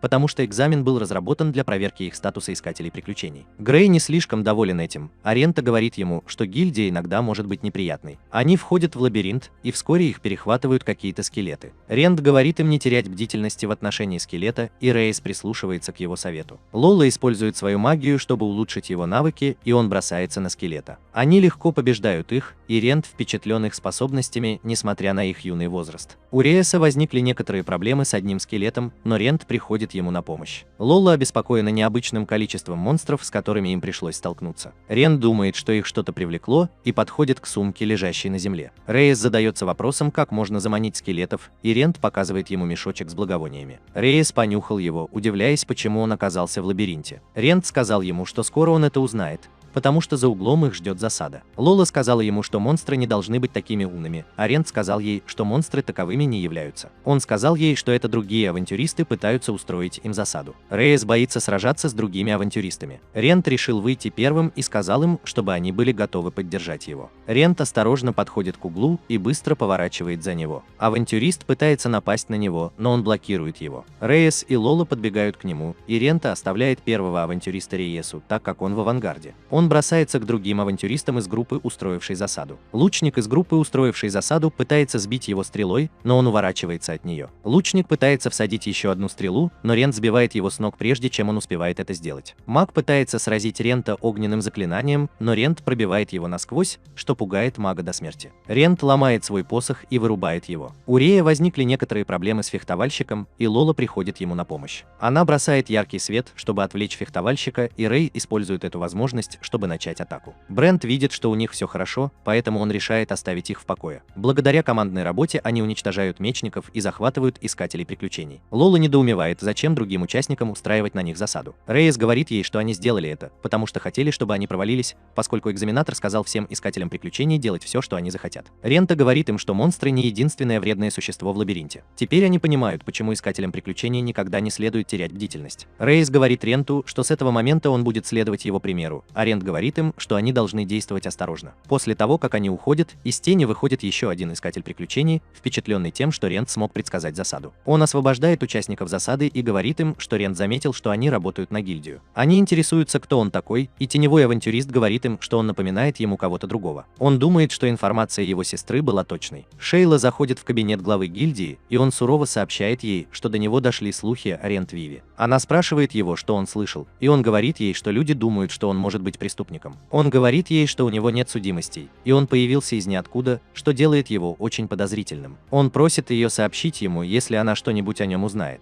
Рент и его компания подходят к двери, и Лола понимает, что за дверью находится босс лабиринта. Рент спрашивает Рейса, сражались ли они когда-нибудь с боссом, и он отвечает, что никогда, потому что два авантюриста железного ранга этого не переживут. Внезапно позади них появляется группа, и они удивляются, что не добрались туда первыми. Рента радуется, что прибыло еще больше искателей приключений. Лидер группы высмеивает вечеринку Ренты и просит Лолу присоединиться к их вечеринке, так как она симпатичная, но Рейс говорит им отступить. Они собираются затеять драку, но Рента направляет свой меч на лидера группы. Лидер говорит ему, что он просто пошутил, а Рента говорит ему, что он плохо воспринимает шутки. Лидер говорит Ренте, что они не пытались войти раньше них, но Рента говорит ему, что они могут войти, потому что хотят сделать перерыв. Они извиняются перед Ренте и заходят. Они думают, что Ренте поступил глупо, уступив свое место и позволив им занять первое место. Рейс думает, что они проиграют, потому что пропустят еще одну вечеринку на первое место, но Лола замечает, что у Рента есть план. Рейс думает, что Рента хочет, чтобы они увидели, на что похожа драка с боссом, и Рента говорит ему, что делать дело не только в этом. Грубияны кричат от боли и выбегают, унося раненого участника. Лола узнает некоторых сотрудников гильдии, и Рент говорит им, что они не станут проводниками льда, даже если проиграют битву с боссом. Рейс мотивирует себя войти в комнату босса. Рент рад, что Рейс смог укрепить свою решимость, и они входят в комнату босса. Рейс задается вопросом, не хотел ли Рент просто показать им, как будет проходить бой с боссом. Но Рент говорит ему, что он также хочет, чтобы он знал, что он не потеряет свою жизнь, если проиграет. Рента говорит ему, что он может отказаться от боя, в котором, как он знает, ему не победить, но Рейс знает, что если он откажется от этого боя, то никогда не сможет вернуться. Если это случится, Рейс знает, что он никогда не станет настоящим искателем приключений, и Лола тронута его решимостью. Рента видит, что он принял решение, и они входят в комнату босса. Они оглядывают комнату, высматривая босса, чтобы это не застало их врасплох. Внезапно прямо перед ними из земли поднимается огромная прозрачная слизь с кристаллом в сердцевине. Они все готовятся сразиться с Великим Слизняком, и Рейс уверен, что они не проиграют, как предыдущая группа искателей приключений. Рейс считает, что было бы неплохо написать в их отчете, что они победили босса после того, как проиграли ему первую партию. Но Рента считает, что у них сложилось неверное представление, потому что в запросе им не предлагалось победить босса. Им было бы легче, если бы предыдущая партия победила босса. Но Рента видит в этом возможность узнать о трудностях жизни. Рейс бросается на Великого Слизняка, и тот вот-вот нападет на него, он предвидит это и отлично уклоняется. Рента велит ему целиться в сердцевину слизи, но как только Рейс погружает свой меч в слизь, он не может вонзить его дальше. Слизь сбивает его с ног, но он встает и уклоняется от следующей серии атак. Лола собирается помочь ему своей магией, но Рент говорит ей сосредоточиться на сборе Германы. Рент уверен, что они смогут уничтожить Великого Слизняка с помощью своих способностей, если будут эффективно работать вместе. Перед тем, как они вошли в комнату, Рент сказал Риесу, что физические атаки не работают против Слизняка. Он сказал ему, что им придется использовать против него магические атаки, и он спросил Лолу, может ли она сотворить сильное огненное заклинание. Лола сказала ему, что может, но ей потребуется время, чтобы закончить заклинание. Рент сказал ей, что он справится с атакой Слизняка, пока она будет его использовать, но Рейс сказал ему, что хотел бы сам справиться с этим. Рейс едва справляется со слизью, поэтому Лола просит Рента помочь ему. Слизь вот-вот обрушит на Рейса свои атаки, но Рент вступает в бой и парирует их. Он продолжает рассекать капли, слизь кидается на них, и Рейс делает то же самое. Лола наконец-то собрала достаточно маны, чтобы сотворить свое заклинание, и она сообщает им об этом. Она накладывает свое огненное заклинание на слизь, и она тает. Лола счастлива, что ее заклинание хорошо сработало против нее, и Рент говорит Риесу прикончить слизь, пока она не восстановилась. Рейс прорезает сердцевину слизи, и они рады, что смогли победить босса. Рента достает бутылку и говорит им, что им нужно собрать слизистую жидкость, потому что это может принести им кучу денег. Они начинают наполнять свои бутылки слизью, но некоторые искатели приключений используют эту возможность, чтобы пробежать мимо них и направиться к финишной черте. Рейс собирается догнать их, но Лола говорит ему пропустить их вперед. Рент знал, что Лола заметит ловушку впереди. Внезапно происходит выброс усыпляющего газа, и искатели приключений теряют сознание. Я ожидал ловушки, потому что люди, как правило, теряют бдительность перед тем, как достичь своей цели. Я сказал им, что даже если искатели приключений достигнут цели раньше них, это не будет проблемой. Лола поняла, что цель теста не в том, чтобы закончить его на первом месте. Она напомнила Риесу, что гильдмастер никогда не говорил, что участник, занявший первое место, является тем, кто прошел тест. Он сказал только, что участник, занявший первое место, получит привилегию. Все неправильно поняли, что участник, занявший первое место, выиграет тест, потому что они заставили их поверить в это. Рейс теперь понимает, что ему не стоило беспокоиться о том, чтобы финишировать первым все это время. Рента говорит ему, что они просто должны пройти тест в установленные сроки, а Рейс говорит ему, что он был бы рад получить информацию намного раньше. Рента говорит ему, что он должен уметь мыслить самостоятельно, как первоклассный искатель приключений. Они добираются до конечного пункта назначения и открывают дверь в комнату. Представитель гильдии приветствует их, сообщая, что они первыми добрались до места назначения. Они не доверяют ему и требуют, чтобы он предъявил им документы, удостоверяющие его личность как представителя гильдии. Он показал им свое официальное письмо, и теперь они ему верят. Он вручил им бронзовые гербы и сказал, что как только они предъявят их администратору, они будут утверждены в качестве авантюристов бронзового ранга. Рейс спрашивает его о привилегиях, которые, по словам гильдмастера, получит первая группа. Чиновник дарит им несколько зелий в качестве подарков за то, что они стали первым,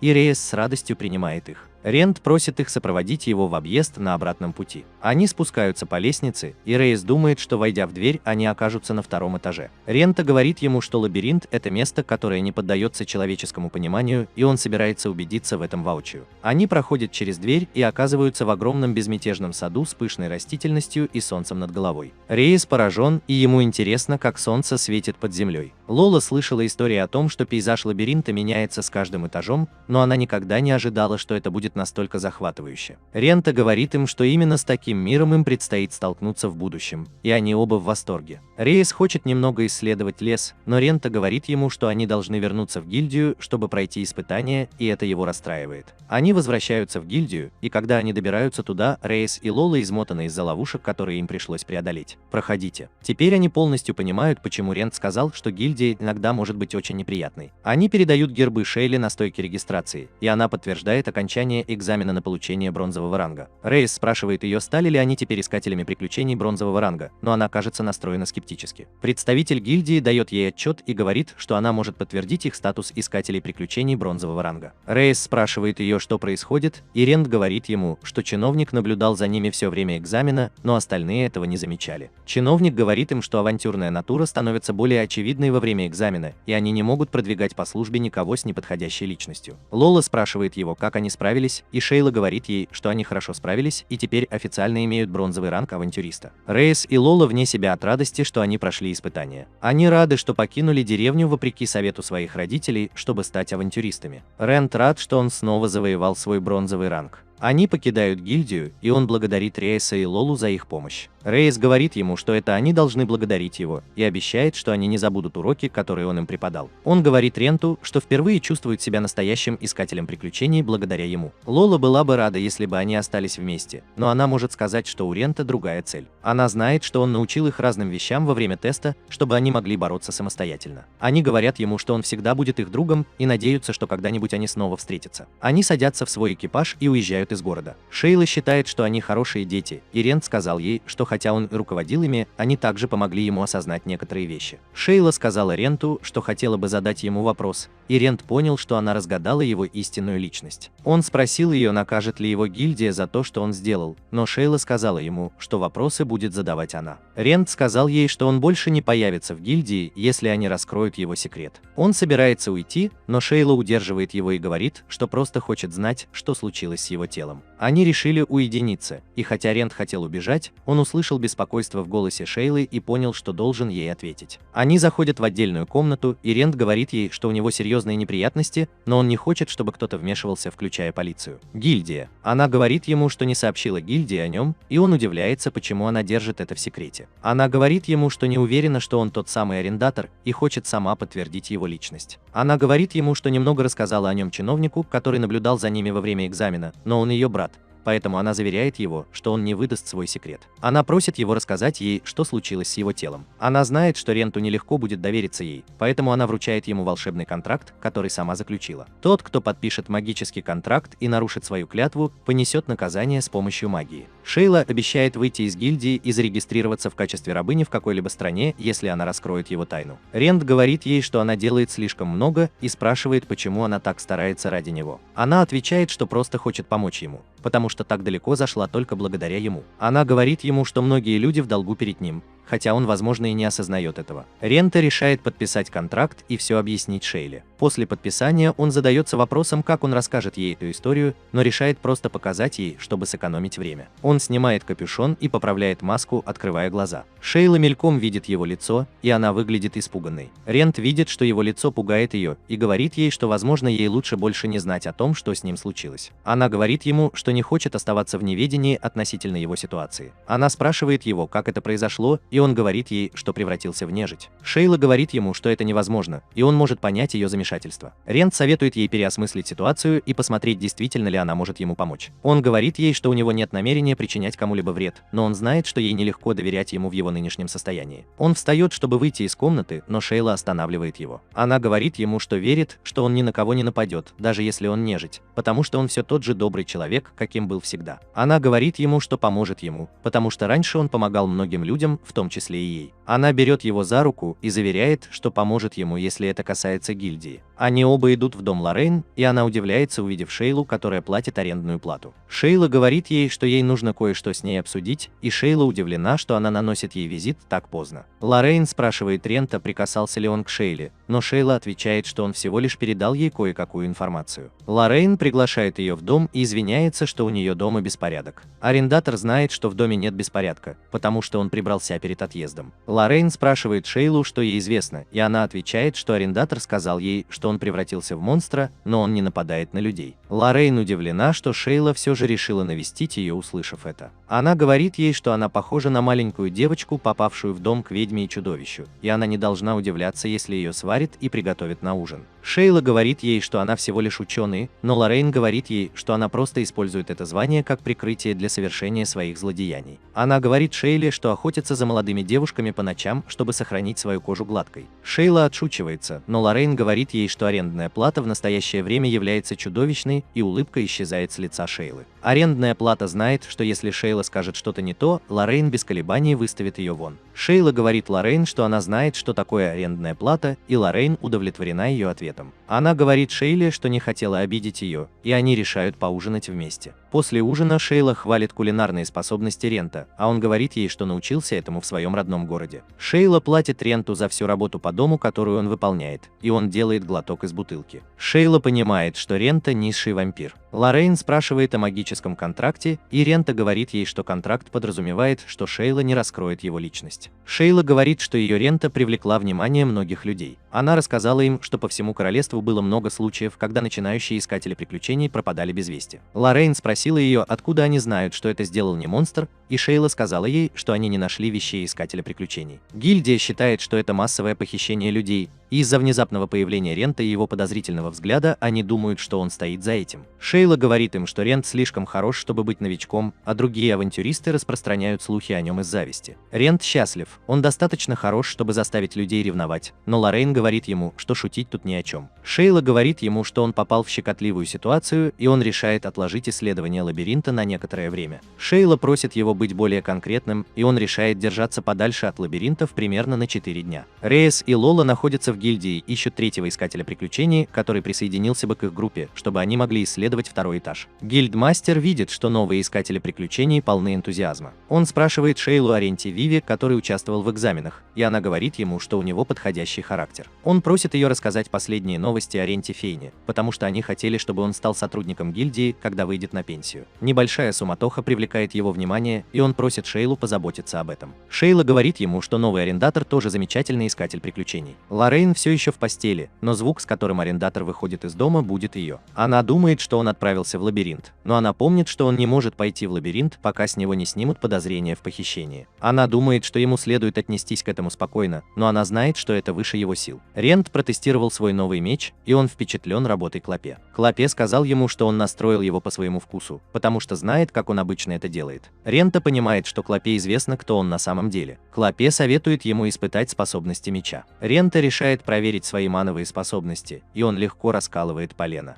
Клоп видит, что он стал намного лучше обращаться с мечом, и его мановая сила стала намного больше. Рент решает попробовать контролировать силу меча с помощью своей духовной способности. Он расщепляет бревно, просто протыкая его насквозь. Он решил проверить свои божественные способности и с легкостью прорубил бревно насквозь. Меч произвел на Рента впечатление, потому что он не сдвинулся с места, даже когда он наполнил его божественностью. Клоп замечает, что из кусков дерева, которые вырезал Рент, вырастают новые побеги. Рент понимает, что это божественная сила. Клоп задается вопросом, как он может использовать божественную силу, потому что для этого человеку нужно получить благословение Бога. Рента говорит ему, что давным-давно он отремонтировал небольшое святилище по своей прихоти. Клоп удивлен, что Рента религиозен, но Рента говорит ему, что он даже не знал этого Бога, но думает, что это Бог низкого ранга. Клоп решает оставить себе кусок дерева, потому что думает, что в нем будет божественность, если он будет его лелеять. Рент говорит Клопу, что хочет продолжать тренироваться с мечом, и Клоп удивлен, потому что он проверил свои 3 способности. Рент говорит ему, что хочет попробовать использовать 3 способности одновременно, и Клоп дает ему огромное полено. Клоп спрашивает его, знает ли он об искусстве слияния маны и духа. Рент говорит ему, что до него доходили слухи об этом. Клоп объясняет, что эта техника подразумевает активацию способностей маны и духа для увеличения силы в геометрической прогрессии. Рент понимает, что эту технику могут использовать только мастера. Клоп говорит ему, что если человек не выполнит ее должным образом, его тело взорвется. Клоп считает, что Рента это отпугивает, но Рента решает попробовать, потому что он знает, что выживет, даже если его тело взорвется. Клоп отдает Ренту свой меч, чтобы ему не пришлось использовать свой новый меч, в случае, если техника окажется слишком мощной для него. Он говорит Ренту, что его меч не может использовать божественность. Рент берет свой меч и готовится опробовать технику. Он наполняет меч маной и собирает дух в другой руке. Рент пытается объединить обе техники, но у него не получается соединить их вместе. Он решает быстро вырубить дерево, пока не потерял контроль над собой. Клоп видел, что ему было трудно контролировать это, и он подумал, не добавит ли Рента божественности в слияние, потому что, по его мнению, это будет слишком опасно. Рента сказал ему, что он все равно это сделает. Он делает монофузию духа и одновременно активирует свою божественность. Рент осознает, что у него есть сила для осуществления слияния. Он решает сделать это, чтобы осуществить свою мечту и стать авантюристом самого высокого ранга. Он использует все свои силы, чтобы наполнить свой меч 3 техниками, и Клопе задается вопросом, все ли с ним в порядке. Потому что с его точки зрения все выглядело не очень хорошо. Рент продолжает пытаться наполнить меч этой техникой, но Клоп замечает, что меч вот-вот сломается, и предупреждает Рента. Рент решает нанести удар мечом, но после удара меч рассыпается в пыль. Полено превращается в шар, и Клоп удивляется. Рент извиняется за то, что уничтожил свой меч, а Клоп говорит ему, что божественная техника слишком сильна, чтобы использовать ее на любом оружии, потому что она может разрушить ковку оружия. Он говорит Ренту, что выковал свой меч, чтобы справиться с большим количеством божественности, но он не сможет противостоять новой технике, он пытается чему-то научиться. Он говорит ему не использовать ничего, кроме искусства магического слияния. Рент помнит волшебника, который проклял его, и ему интересно, что он будет делать, когда встретит противника, которого невозможно победить с помощью этой техники. Клоп предлагает ему сделать больше мечей для аренды, но Рент говорит ему, что у него нет денег, чтобы заплатить за это. Клоп говорит Ренту, что он в курсе. Рент идет по переулку, понимая, что ему понадобится хорошее снаряжение, чтобы достичь самого высокого ранга. Он решает начать экономить на них, но слышит ссору где-то в переулке. Мальчик обращается к авантюристу с просьбой, но авантюрист говорит ему, что он не может обратиться с просьбой за пределами гильдии, потому что это может вернуться и укусить его. Мальчик умоляет авантюриста, но авантюрист злится на мужчину за то, что он так много просит. Появляется Рент, и авантюрист задается вопросом, кто он такой. Рент говорит авантюристу, что он позаботится о просьбе мальчика. Они удивлены, но Рент предлагает авантюристу невесту, и он уходит. Мальчик боится остаться наедине с Рентом. Рент говорит ему, что он искатель приключений, и он хочет услышать его просьбу. Мальчик удивлен, но он приказывает Ренту уничтожить хозяина озера. Рента удивлена титулом, данным монстру. Они отправляются в путь в экипаже, и Ренту не нравится ни просьба, ни награда. Мальчик представился Ренту как Рунтус и сказал Ренту, что он родом из деревни под названием Тоц. Рент знает об этой деревне и ее уникальном празднике. Рунтус сказал Ренту, что у них есть традиция предлагать прекрасных девушек, способных использовать ману, хозяину озера, чтобы оно сохраняло свою красоту. Согласно легенде, деревня в безопасности. Он сказал Ренту, что они по-прежнему проводят фестиваль раз в год в честь легенды, но во время фестиваля хозяин озера съел деву. И Лоррейн и Рент были удивлены этим. Рю рассказал им, что хозяин озера стал чаще требовать жертвоприношений, и в качестве жертв использовались деревенские девушки. Рунтас просит Ренту помочь ему, потому что его младшая сестра – следующая жертва. Рента понимает, что просьба Рунтаса заключается не в том, чтобы победить хозяина озера, а в том, чтобы спасти его сестру. Он думает, что, возможно, ему не придется сражаться, но все равно чувствует, что что-то не так. Они прибывают в деревню, и арендатор замечает, что там тихо. Джунтус говорит ему, что раньше деревня была более оживленной, но хаос, принесенный хозяином озера, отнял у жителей энергию. Рент оглядывается по сторонам и видит, что люди прячутся в своих домах. Джунтус окликает его, и он подходит и видит дверь с надписью на ней. Он спрашивает Рунтуса о метке, и Рунтус говорит ему, что дом с такой надписью должен предложить свою девушку хозяину озера. Рента спрашивает его, сделал ли хозяин озера эту метку, но Рунтус говорит ему, что хозяин озера живет в озере, и никто не видел его настоящего имени. Форма. Он сказал Ренту, что метка была оставлена Келпи. Рент сказал ему, что Келпи действительно сильные монстры, что удивило Рунтаса. Сестра Рунтаса Аморис открывает дверь, и он знакомит ее с Рентом. Он говорит ей, что арендная плата спасет ее, но она затаскивает его в дом и запирает дверь. Она ругает его за то, что он был обманут подозрительным человеком из города. Мунтус пытается объяснить ей, что Рент хороший человек, но она ему не верит. Она говорит ему, что Рент выглядит очень подозрительно. Рент мог слышать их разговор, потому что теперь он монстр и считает Амарис очень злой. Амарис открывает дверь и благодарит его за то, что он выслушал ее брата. Она говорит ему, что фестиваль – это традиция, которой деревня придерживается уже много веков, и она не может быть эгоисткой сейчас, когда настала ее очередь. Она просит Рента забыть все, что сказал ему Рунтус, и вернуться домой. Рент говорит ей, что только Рунтус имеет право отменить свой запрос. Рунтус рад этому, но Амарис пытается заставить его отменить запрос. Он говорит ей, что никогда бы не отменил его. Амарис говорит Ренту, что он может остановиться в их доме, если хочет остаться в деревне, но предупреждает его, чтобы он не мешал фестивалю. Она говорит ему, что хочет исполнить свою роль жертвы. Позже Рунтус извиняется за упрямство своей сестры. Рент знает, что фестиваль состоится на следующий день, и он говорит Рунтусу, что она не послушается, если ей скажут убегать. Рент задается вопросом, что хочет сделать Рунтус, и Рунтус умоляет его сделать все возможное, чтобы спасти его сестру. На следующий день Рент возвращается с озера и натыкается на странствующих торговцев. Один из торговцев раздает детям подарки бесплатно в обмен на то, что их родители что-нибудь у них купят, потому что дела у них идут неважно. Дети соглашаются и берут подарки бесплатно, но когда они поворачиваются, чтобы уйти, они поднимают глаза и видят арендную плату. Арендная плата хочет попросить их об одолжении, но они убегают, потому что боятся его. Торговец замечает, что раньше не видел арендную плату в деревне. Он спрашивает его, приехал ли он на фестиваль, и арендная плата отвечает ему, что именно для этого он и приехал в деревню. Торговец говорит арендной плате, что он не может приехать в неподходящее время, потому что хозяин озера разгневан. Он говорит арендной плате, что именно поэтому жители деревни не слишком охотно покупают вещи. Мунтус сообщает ему, что обед готов, а арендная плата говорит ему, что скоро присоединится к ним. Он извиняется перед торговцем за то, что помешал его бизнесу, и торговец говорит ему, что ему лучше не посещать фестиваль и покинуть деревню. Он интересуется, часто ли торговцы посещают деревню, и Рунтус говорит ему, что так оно и есть. Позже в тот же день Амарис собираются принести в жертву, и женщина, ухаживающая за ней, говорит ей, что они подумывали о том, чтобы забрать ее и сбежать. Рунтус убедил их, что фестиваль следовало прекратить давным-давно, но Амарис знает, что это разозлит хозяина. Женщина знает, что Рунтус думал о будущем деревни. Это доводит Амарис до слез. После того, как все уходят, Рент приходит поговорить с ней, но она говорит ему не входить в ее палатку,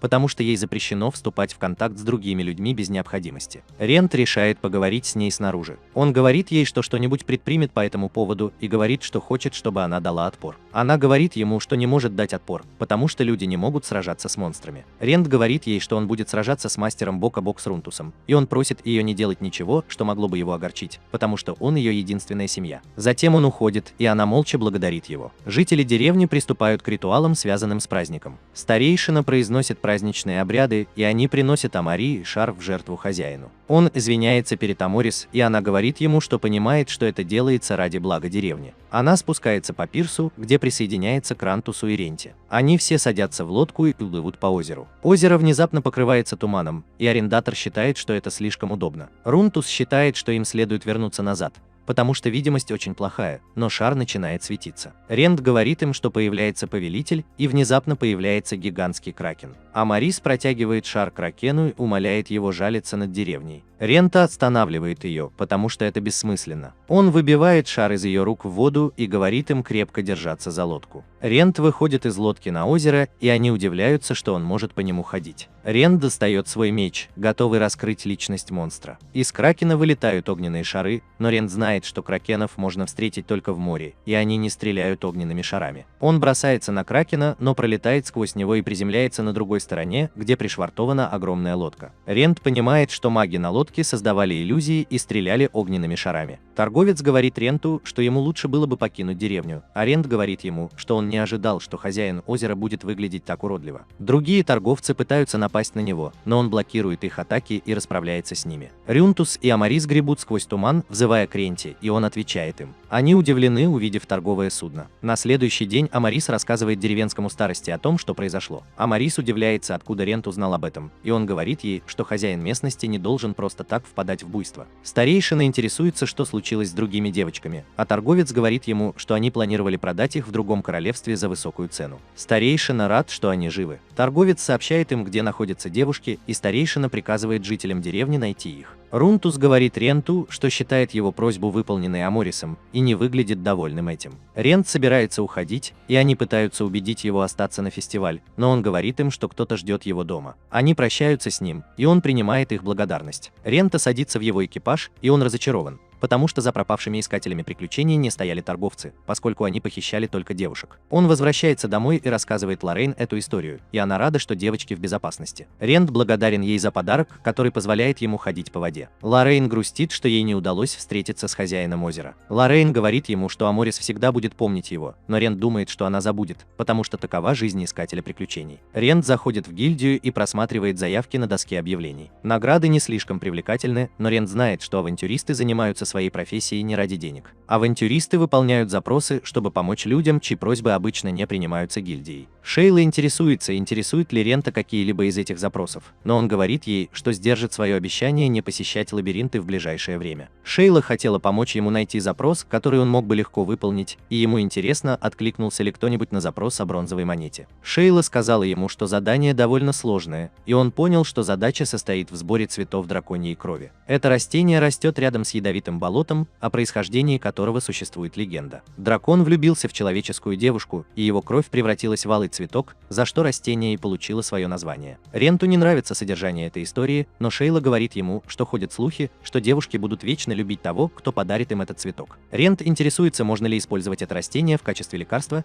и Шейла говорит ему, что клиент планирует использовать его в качестве своего лекарства. Дети из сиротского приюта были теми, кто подал заявку, и они сказали, что им нужно посадить растение, чтобы спасти кого-то важного для них. Рента решает откликнуться на эту просьбу, к удивлению Шейлы. Рента приезжает в детский дом, и он не ожидал, что это место окажется таким запущенным, как сейчас. Он пытается воспользоваться дверным молотком, но тот отлетает от двери. Он решает попробовать приклеить его обратно к двери, используя какую-нибудь слизистую жидкость. Он подумывает о том, чтобы снова воспользоваться молотком, но решает постучать костяшками пальцев. Дверь открывает маленькая девочка, которая принимает его за сборщика долгов. Она говорит ему, что их председатель Лилиан в настоящее время отсутствует в приюте. Она говорит Ренту, что ему придется вернуться в другой раз, но она не может закончить фразу, потому что поднимает взгляд на лицо Рента. Рент говорит ей, что он авантюрист, который откликнулся на их просьбу от гильдии. Девочка извиняется за свое неверное представление и отправляет его в сиротский приют. Он попадает в сиротский приют, и дети задаются вопросом, кто он такой. Девочка представляет его всем как искателя приключений, и все спешат поприветствовать его. Они задают ему разные вопросы, но девочка напоминает им, чтобы они не приближались к искателям приключений без особой осторожности, потому что они опасны. Они извиняются перед ней за свое поведение. Она сказала Ренту, что не имела в виду его как опасного авантюриста, но он рад, что она с осторожностью относится к авантюристам. Он сказал ей, что на свете есть сомнительные авантюристы, и она права, что остерегается их. Он посоветовал детям не приближаться к авантюристам подозрительного вида, и они приняли его совет близко к сердцу. Он рад, что они такие честные, что показывает, как они счастливы быть в приюте. Девочка сказала ему, что Лилиан – замечательный человек, который очень хорошо к ним относится. Рент сказал ей, что она не обязана быть вежливой с ним, потому что он не возражает. Девочка задается вопросом, рассердится ли он на нее позже, но он обещает, что этого не произойдет. Он представляется авантюристом бронзового ранга, и девочка удивлена, потому что она думала, что только авантюрист железного ранга примет их просьбу. Рент понимает, что она много знает об авантюристах, и ему интересно, не она ли подала заявку. Она говорит ему, что это она подала заявку, и представляется ему как Элиас. Рента решает поговорить с ней об этой просьбе. Он говорит ей, что это растение не так-то просто достать. Элиас говорит ему, что она знает об этом, потому что это растение редко можно найти в магазинах, и даже если она находит его в магазине, оно обычно очень дорогое. Рент видит, что ей действительно нужно это растение, и он расспрашивает ее о деталях. Она говорит ему, что ей нужно, чтобы он ей подыграл, но он не понимает, чего она хочет. Она ведет его в комнату Лилиан, и Лилиан извиняется за беспорядок в ее комнате. Она говорит ему, что она администратор детского дома и представляется как жрица церкви Восточного неба. Рент представился ей, и она извинилась за скудное вознаграждение за выполнение просьбы. Она поблагодарила его за то, что он взялся за работу по уборке подвала, поскольку она не может поручить это детям, потому что в подвале появляются монстры. У нее начинается приступ кашля, и Элис говорит ей немного отдохнуть, пока она заполняет арендную плату по остальным деталям. Они выходят из комнаты, и Элис говорит арендной плате, что болезнь Лилиан называется болезнь накопленной злобы. Она говорит ему, что Лилиан пользователь божественности, но из-за того, что она недостаточно сильна, каждый раз, когда она использует свои силы, это наносит вред ее телу. Рент не знал, что такое состояние существует. Элиас сказал ему, что целитель осмотрел Лилиан и сказал ей, что для излечения ей потребуется очищение святым или специальное лекарство. Рента теперь понимает, что для приготовления лекарства им нужен цветок драконьей крови. Рента понимает, что Лилиан не знает о своей болезни, и Элиас говорит ему, что если бы она знала, то попросила бы другого священника занять ее место. Рент понимает, что если бы это случилось, Лилиан смирилась бы со своей судьбой и своей болезнью,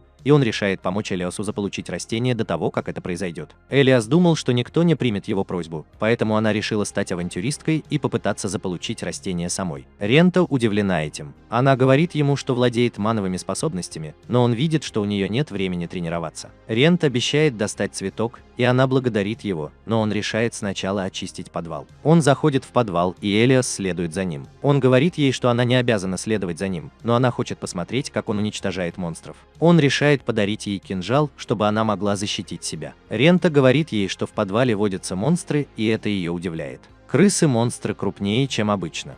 Рента использует свою божественную способность, и предводитель крыс приказывает остальным крысам убегать. Он бросается на Ренту, но Рента отмахивается от него. Он бросается еще раз, но на этот раз кусает Ренту за руку. Рента отрывает его от своей руки и бросает на землю. Крыса внезапно попадает под действие заклинания, и ее цвет меняется. Рент понимает, что крыса теперь находится под его контролем, и он приказывает ей передвигаться, что удивляет Авранья. Рент забирает крысу с собой, и Лоррейн удивляется, увидев крысу, сидящую у него на плече. Он говорит ей, что крыса теперь его союзник, и Лоррейн понимает, что Рент обладает способностью создавать слуг манипуляторов, как вампир. Лоррейн раньше не задумывалась о том, чтобы давать свою кровь живым существам, чтобы проверить эту теорию. Рента решила оставить крысу у себя, а Лоррейн решила взять образцы у крысы в качестве платы за аренду. Она решила протестировать ее и провести некоторые наблюдения. Ей интересно, что бы съела крыса, но она тут же прижимается ртом к ее пальцу, и она понимает, что она жаждет ее человеческого сока, как арендная плата. Арендная плата решает назвать крысу Блэк, но Лоррейн решает назвать ее Эдель, и крыса соглашается с ней. Лоррейн интересуется, может ли арендная плата общаться с ней, но он говорит ей, что может чувствовать только ее эмоции. По ночам арендная плата беспокойна, потому что не может заснуть. Он думал о том, чтобы бродить по лабиринту без остановки, но он знал, что авантюрист, который не отдыхает, вызовет подозрение у полиции. Гильдия. Лоррейн заходит в комнату и предлагает ему немного еды, так как на следующий день ему рано уходить. Рент удивлен готовкой Лоррейн, но она ругает его за то, что он так мало думает о ней. Она предупреждает его, что болото опасно, и Рент удивлен, что она знает, куда он направится. Она спрашивает его, пойдет ли он туда один, и он отвечает, что должен это сделать, потому что яд на него не подействует. Она напоминает ему, что ему понадобится отряд, чтобы победить подвид дракона, обитающий на болоте. Он говорит ей, что не собирается сражаться с ним, и показывает ей святую воду, которую купил в киоске. Лоррейн помнит, что ходят слухи, что святая вода не дает монстру приблизиться к кому-либо, но она говорит ему, что это не гарантия. Рент сказал ей, что он что-нибудь придумает, если это не сработает. Рент решил покопаться в еде и был удивлен, насколько вкусной она оказалась у него во рту. Прошло много времени с тех пор, как он мог наслаждаться вкусом еды, и Лоррейн сказала ему, что добавила в еду капельку своего человеческого сока. Она обещает приготовить для него еще, когда он вернется. Рент берет экипаж и отправляется на болото, а кучер сообщает ему об их прибытии. Рент выходит из экипажа, и кучер говорит ему, что вернется за ним позже в тот же день. Рент заходит в болото и задается вопросом, сможет ли Адель справиться с ядом. Он знает, что сможет использовать свою божественность, чтобы очистить Эдель, если на него подействует яд,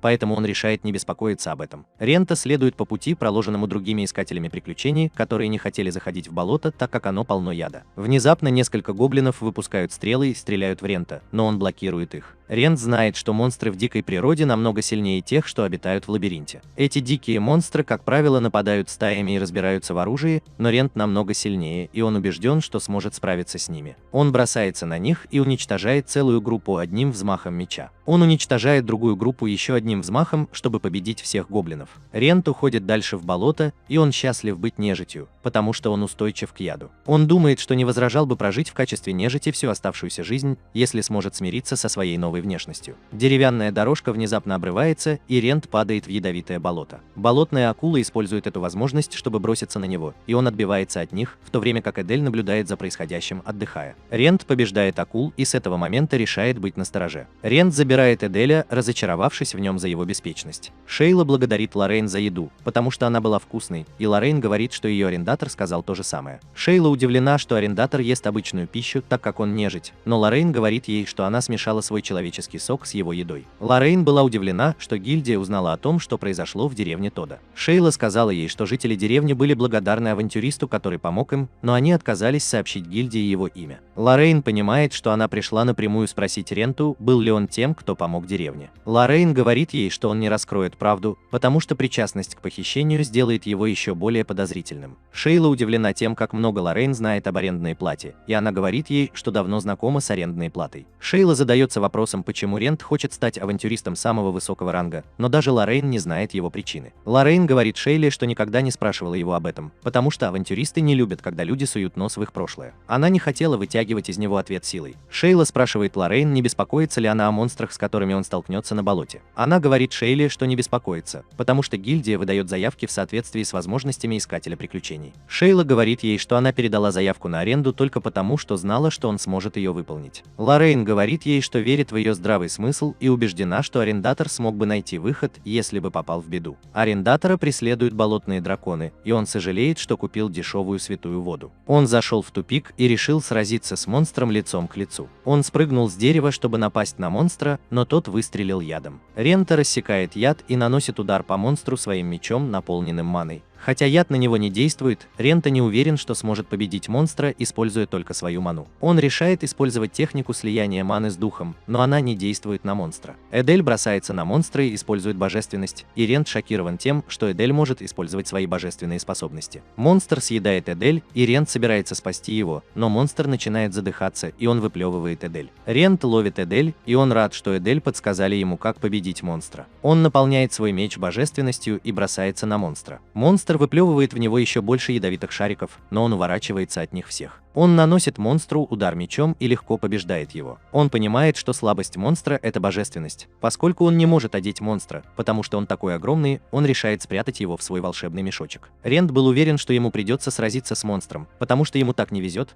но он благодарен Эдель за то, что она показала ему, как победить монстра. В конце концов, он решает вернуться, чтобы добыть редкие материалы на болоте. Он подходит к огромному скоплению цветущих растений драконьей крови и видит, что их сила очищает воздух вокруг них. Он решает взять больше, чем изначально хотел, но сзади к нему подходит мужчина. Этот мужчина удивлен, увидев на болоте кого-то еще. К Ренту приближается незнакомый мужчина, что заставляет его насторожиться. Рент недоумевает, что человек делает один на болоте, и мужчина говорит ему, что у него есть волшебное средство, которое нейтрализует действие болотного яда. Мужчина также показывает Ренту немного святой воды, чтобы отогнать монстра, и точную карту, чтобы ориентироваться на болоте. Он говорит Ренту, что пришел за цветами драконьей крови, и просит его разрешения собрать их. Рент разрешает ему купить, и мужчина продолжает собирать растения. Мужчина собирает несколько растений, и Рент задается вопросом, хватит ли этого. Мужчина говорит Ренту, что его любовница хочет, чтобы он собрал растения, чтобы она могла использовать их в медицине, поскольку в растительном виде они долго не сохраняются. Рент интересуется, не заболела ли его любовница, и он говорит Ренту, что его любовница немного приболела. Рент желает ей скорейшего выздоровления, и мужчина благодарен за знакомство с Рентом. Они всегда искали кого-нибудь, кто мог бы обеспечить их растениями вместо мужчины. Мужчина интересуется, не является ли Рент авантюристом, и Рент представляется авантюристом бронзового ранга. Мужчина уверен, что Рент подойдет для этого запроса из-за его ранга. Он говорит Ренту, что был бы весьма признателен, если бы тот принял условия его запроса. Этот человек сказал Ренте, что он подготовит запрос, как только вернется, и представился как Айзек Харт. Он сказал Ренте, что личность его любовницы будет установлена в официальном запросе, который он подаст в гильдию. Ренте возвращается к своей карете, и кучер впечатлен тем, что он выбрался из болота невредимым. Мужчина думает, что Ренте должно быть очень опытный искатель приключений, и Ренте признается, что он использует маску, чтобы скрыть свою личность, потому что он искатель приключений мифрилового ранга. Водитель предлагает ему скидку на следующую поездку за пределы замка. Арендная плата возвращается к гильдии, и Шейла приветствует его возвращение. Он отдает ей свою волшебную сумку и просит ее помочь с препарированием. Шейла узнает, что он победил монстра, и она очень удивлена. Рента велит ей вести себя тихо, чтобы не привлекать внимание других искателей приключений. Он говорит ей, что предстоит проделать много работы, и она ведет его в зону вскрытия гильдии. Пока они идут туда, Рент рассказывает Шейле, что монстры, потерпев поражение, роняют материалы, отличные от магических кристаллов. Рент сказал ей, что научился препарировать у охотников в своей деревне, но иногда он платил экспертам, чтобы те помогали ему с теми, кого он не мог препарировать. Они подъезжают к месту препарирования, и смотритель заведения по имени Дарио собирается закрыть это место. Шейла знакомит его с Рентом и говорит, что у Рента есть кое-что редкое для препарирования. Она говорит ему, что Рент победил Тараска, и Дарио снова открывает это заведение. Мужчина подготавливает помещение и говорит Ренту, чтобы он вытащил Тараска из волшебного мешочка. Рент выпускает его, и Дарио видит, что монстр огромный. Он впечатлен, что он все еще в таком хорошем состоянии, поскольку люди обычно ослабляют монстра снарядами, которые повреждают его панцирь. Дарио выяснил, что Рент уничтожил его одним ударом, и Рент признался, что у него не было возможности нанести несколько ударов. Рент интересуется, будет ли за это хорошая цена, и Дарио уверяет его, что цена будет высокой. Рент решает оставить Дарио делать вскрытие, и они покидают зону вскрытия. Рент видит, что уже поздно, и решает отправиться в приют на следующий день. Он извиняется за то, что так долго не выполнял задание, и Шейла говорит ему, что все в порядке. Она впечатлена тем, насколько он стал сильнее с тех пор, как легко победил Тараска. Она говорит ему, что он достаточно хорош, чтобы стать авантюристом авантюристом серебряного ранга и советует ему не недооценивать себя. Рент знает, что он стал сильнее, но он знает, что это не потому, что его навыки возросли. Он думает, что стал сильнее, потому что использует свое тело нежити. Хотя Рент знает, что он стал сильнее только после того, как превратился в монстра, он знает, что все вернется на круги своя, если он снова станет человеком. Он помнит времена, когда он был человеком и мог добиться прогресса только за счет собственных усилий. Он задается вопросом, сможет ли он достичь высшего ранга искателя приключений, если снова станет человеком. На следующий день Рент возвращается в приют и собирается воспользоваться дверным молотком, но тот снова ломается. Он быстро чинит его, и внезапно за ним появляется Элиас, удивляясь, почему он здесь. Он говорит ей, что выполнил просьбу, и она шокирована, что он выполнил ее так быстро. Травник смотрит на растение и очень удивлен, насколько оно красивое. Он благодарит Ренту за то, что она так бережно обращается с растением, потому что он никогда не видел его в таком хорошем состоянии. Рента говорит ему, что авантюристы, которые отправляются на болото собирать растения, являются высокопоставленными авантюристами и должны знать, как обращаться с растением. А травник говорит ему, что авантюристы не могут позволить себе тратить время на сбор растения в таком опасном месте. И на них также могут напасть монстры на обратном пути, они могут погубить растения. Целитель сказал Ренту, что он сможет вылечить Вивиан, как только травник приготовит лекарство. Травник уверен, что он сможет приготовить лекарство, поскольку растение находится в таком хорошем состоянии. Травник просит использовать остатки для других людей, которые могут в них нуждаться, и ложь позволяет ему это. Рента интересуется, не захотят ли они еще, и они говорят ему, что будут благодарны, если он даст им еще немного. Рента дарит им волшебный пакетик, в котором содержится еще немного растения. Он говорит им, чтобы они не беспокоились о том, чтобы платить ему, а использовали лекарства, чтобы помогать людям. Целитель говорит ему, что он может заработать целое состояние на продаже лекарства, но Рента говорит ему, что он просто хочет помогать людям. Травник благодарит его, потому что его добрый поступок спасет жизни стольких людей. Поскольку им нечем ему отплатить, целитель просит Рента обращаться к ним, если ему когда-нибудь что-нибудь понадобится в будущем. Тем временем Эдель возвращается в подвал, чтобы принять командование над своими подчиненными, и отдает им несколько приказов.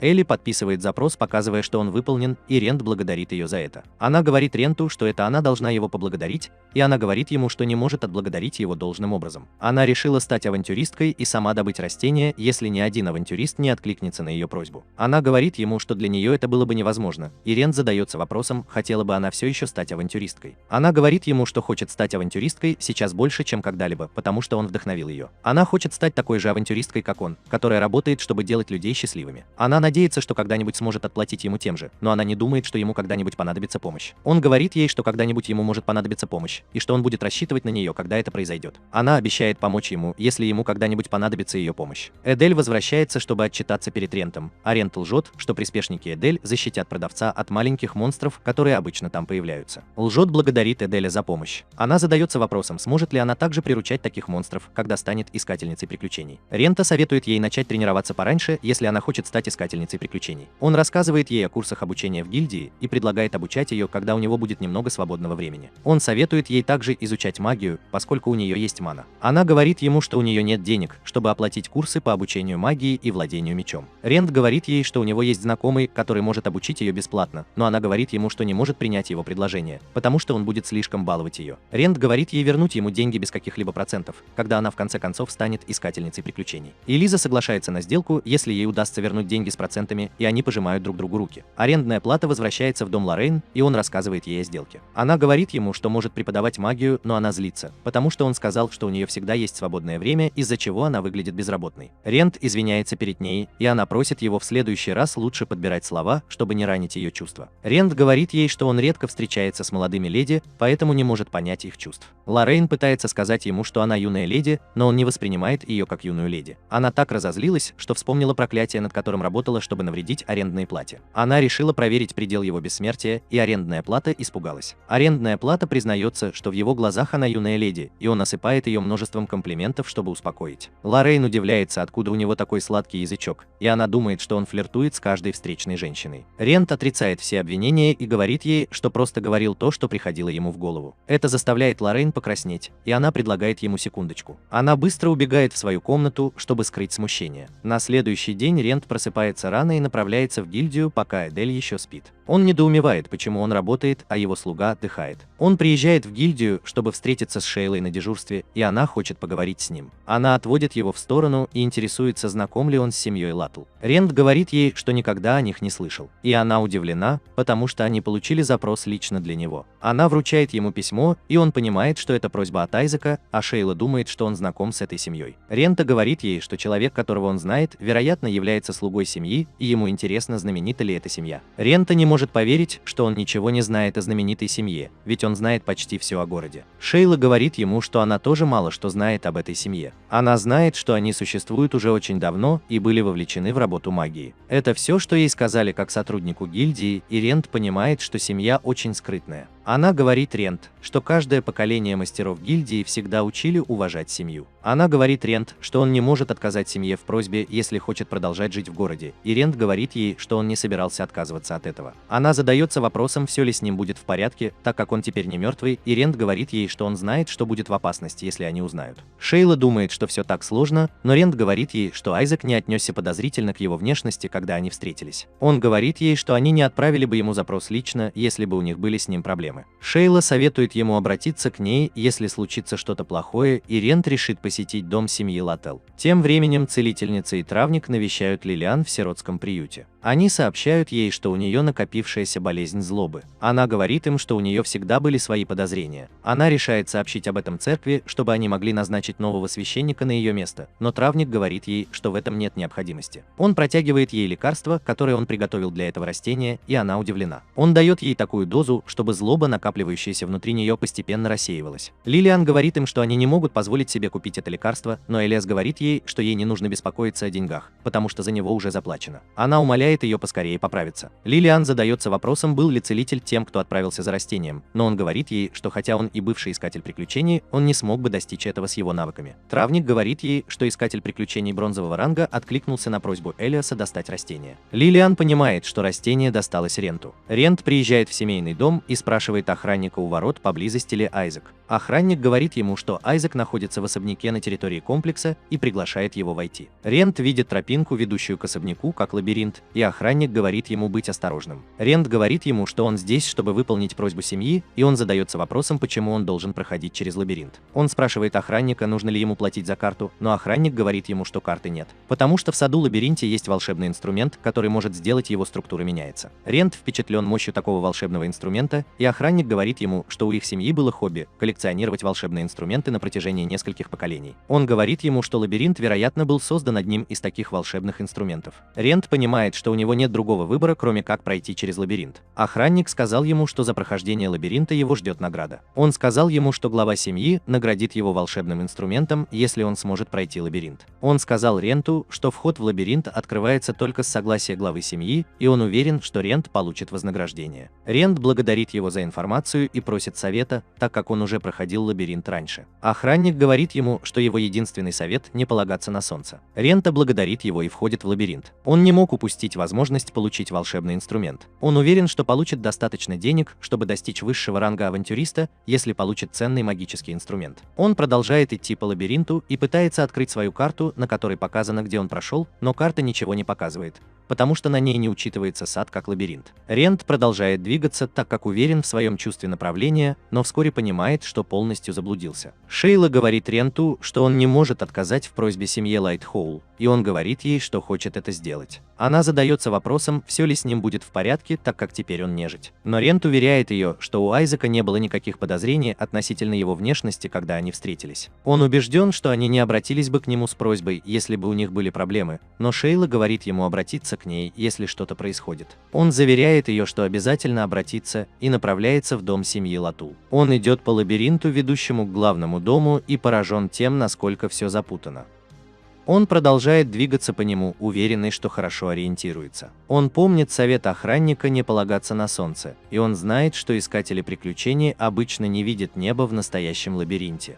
Он знает, что искатель приключений должен уметь составлять карту лабиринта в своей голове без помощи солнца. Он знает, что он уже должен был пройти лабиринт, если карта в его голове была правильной. Наконец-то он добрался до конца лабиринта, но это не похоже на выход, а на маленький садик в середине лабиринта. Дама, сидящая в саду, спрашивает, не хочет ли он сдаться, но он говорит ей, что собирается попробовать еще немного. Она указывает ему направление, в котором нужно двигаться, и предупреждает, что ему еще предстоит пройти долгий путь. Она приглашает его выпить с ней немного чая, если он хочет сделать перерыв. Рент решает принять ее предложение и выясняет, что она член семьи Летоли. Она наливает ему немного чая, и Рент понимает, что чайник и кувшин – это волшебные инструменты. Он спрашивает ее о древесных листьях, которые она должна использовать, но леди говорит ему, что чайник может воссоздать любой чай, который он наливал раньше, даже без листьев. Рент задается вопросом, где она раздобыла такой удивительный волшебный инструмент, и она говорит ему, что он был найден в лабиринте более 300 лет назад. Она сказала ему, что это стоит более 300 платиновых монет, и Рента очень удивилась, потому что всего одной платиновой монеты достаточно, чтобы жить роскошной жизнью. Он не может поверить, что в семье есть один волшебный инструмент стоимостью в 300 платиновых монет. Он понимает, что семья Латтел находится на совершенно ином уровне по сравнению с другими дворянами. Леди сказала ему, что чайник стоит столько только потому, что его могут найти только искатели приключений, рискующие своей жизнью в лабиринтах. Рент сказал ей, что некоторые искатели приключений все еще находят в лабиринтах мусор, несмотря на то, что рискуют своими жизнями, чтобы достать его. Когда он собирается сделать глоток чая, его маска открывает нижнюю часть лица, и леди замечает это. Он делает глоток чая и говорит леди, что это восхитительно. Она ценит его комментарии и говорит ему, что когда-то в прошлом она приготовила самый вкусный чай, который у нее когда-либо был. Он говорит ей, что никогда не пробовал ничего вкуснее, и делает еще один глоток. Леди спрашивает его, является ли его маска волшебным средством, и он отвечает, что так оно и есть. Ей интересно, где он нашел эту маску, и он говорит, что его знакомый купил ее в Мальте. Леди удивлена, что в Мальте можно найти такую интересную вещь, и она спрашивает его, может ли он передать ей маску. Рент знает о том, что ее семья занимается коллекционированием магических инструментов, и ему интересно, увлекается ли она этим тоже. Леди приносит свои извинения, потому что считает, что маска очень важна для него, поскольку он колеблется. Она предлагает ему щедро заплатить за маску и сразу же думает о том, чтобы продать ее, если только он сможет снять ее со своего лица. Но он вспоминает, что может скрыть свое лицо только благодаря маске, и говорит ей, что не может продать ее ей. Леди понимает, что он очень привязан к маске, и она извиняется за то, что попросила его об этом. Рент допивает свой чай и благодарит ее за угощение. Он встает, чтобы уйти, и она прощается с ним. Она решает дать ему намек, который его удивляет. Она говорит ему, что лучше не видеть солнце, и Рент удивляется, потому что он снова слышит что-то о солнце. Он говорит ей, что запомнит ее намек, и уходит, а леди тайком улыбается. Рент продолжает идти по лабиринту и смотрит на солнце. Внезапно солнце исчезает, и Рент оглядывается по сторонам, недоумевая, что же произошло. Он бросает камешек вверх, и тот телепортируется. Ему интересно, сможешь ли ты вернуться назад, но он понимает, что некоторые телепортации являются односторонними. Рент расстроен тем, что ему приходится иметь дело с телепортацией, даже если он не находится в настоящем лабиринте. Он не может поверить, что ему придется проходить лабиринт с самого начала. Он продолжает идти по лабиринту и в конце концов добирается до конца лабиринта позже в тот же день. Хозяйка сада приветствует его и поздравляет с тем, что он разгадал секрет лабиринта. Он говорит ей, что это произошло благодаря ее совету. Леди представляется как Лора, глава семьи Латуэлл. Айзек тоже вышел, чтобы поприветствовать его. Рента удивлена, что она является главой семьи. Он говорит им, что он авантюрист по имени Рента Виви, и он пришел узнать об их просьбе.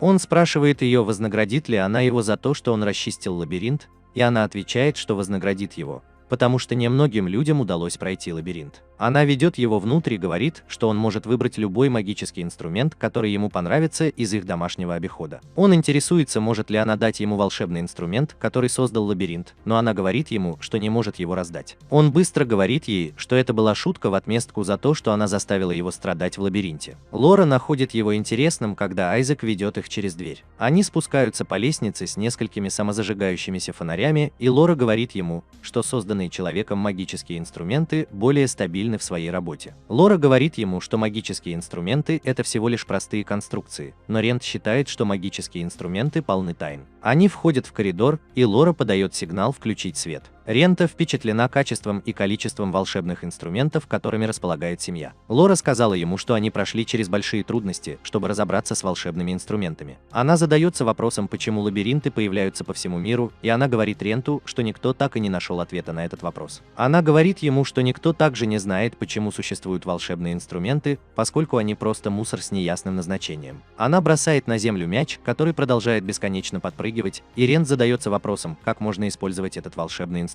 Рент спрашивает ее, зачем она собрала такой волшебный инструмент, и она отвечает, что хотела его, потому что она коллекционер. Рент спрашивает ее о военном корабле, висящем на подставке, и она рассказывает ему о военных кораблях с запада. Она говорит ему, что военный корабль был создан по образцу тех кораблей, которые ходят по течению и могут перевозить людей на борту. Она говорит ему, что он работает на Мане, и дает ему пульт управления. Рент начинает вести себя как 5-летний ребенок, когда управляет кораблем, и Лора задается вопросом, весело ли ему. Он говорит ей, что, возможно, даже хочет этот корабль, и она задается вопросом, был ли это его окончательный выбор. Рент понимает, что это всего лишь игрушка, и ему нужно что-то более полезное, но Лора говорит ему сосредоточить свою ману на поклонении. Он делает это, и его сознание внезапно переключается на это, что его удивляет. Рента говорит ей, что расход маны слишком велик. Она говорит ему, что военный корабль был найден в лабиринте, а военные корабли на Западе были созданы по его образцу. Но они использовали другой источник, чтобы заставить его работать, так как они не могли использовать ману. Рент считает, что военный корабль может быть полезен для разведки, но он понимает, что не сможет улететь на нем далеко из-за ограниченного количества маны. Рент решает продолжить поиски, и когда они идут по коридору с магическими инструментами, загорается один инструмент, который привлекает Ренса. Лора говорит ему, что инструмент загорается всякий раз, когда кто-то приближается, и Рент думает, что это одновременно и полезный инструмент, и неудобный. Он берет рамку для фотографий, которая выглядит обычной, и Лора говорит ему нажать кнопку на рамке. Он нажимает кнопку, и изображения на картинке оживают, что заставляет арендную плату снижаться. Арендная плата случайно прикасается к волшебному инструменту, который поглощает его ману и начинает светиться. Лаура говорит ему быть осторожным, так как все вокруг начинает дрожать. Она наводит маячок на Айзека и спрашивает его об устройстве деактивации волшебного инструмента, и Айзек говорит ей, что они хранили его в отдельном месте для безопасности. Из-за волшебных инструментов высовывается огромная рука, и несколько частей тела соединяются с рукой, образуя огромный бронежилет.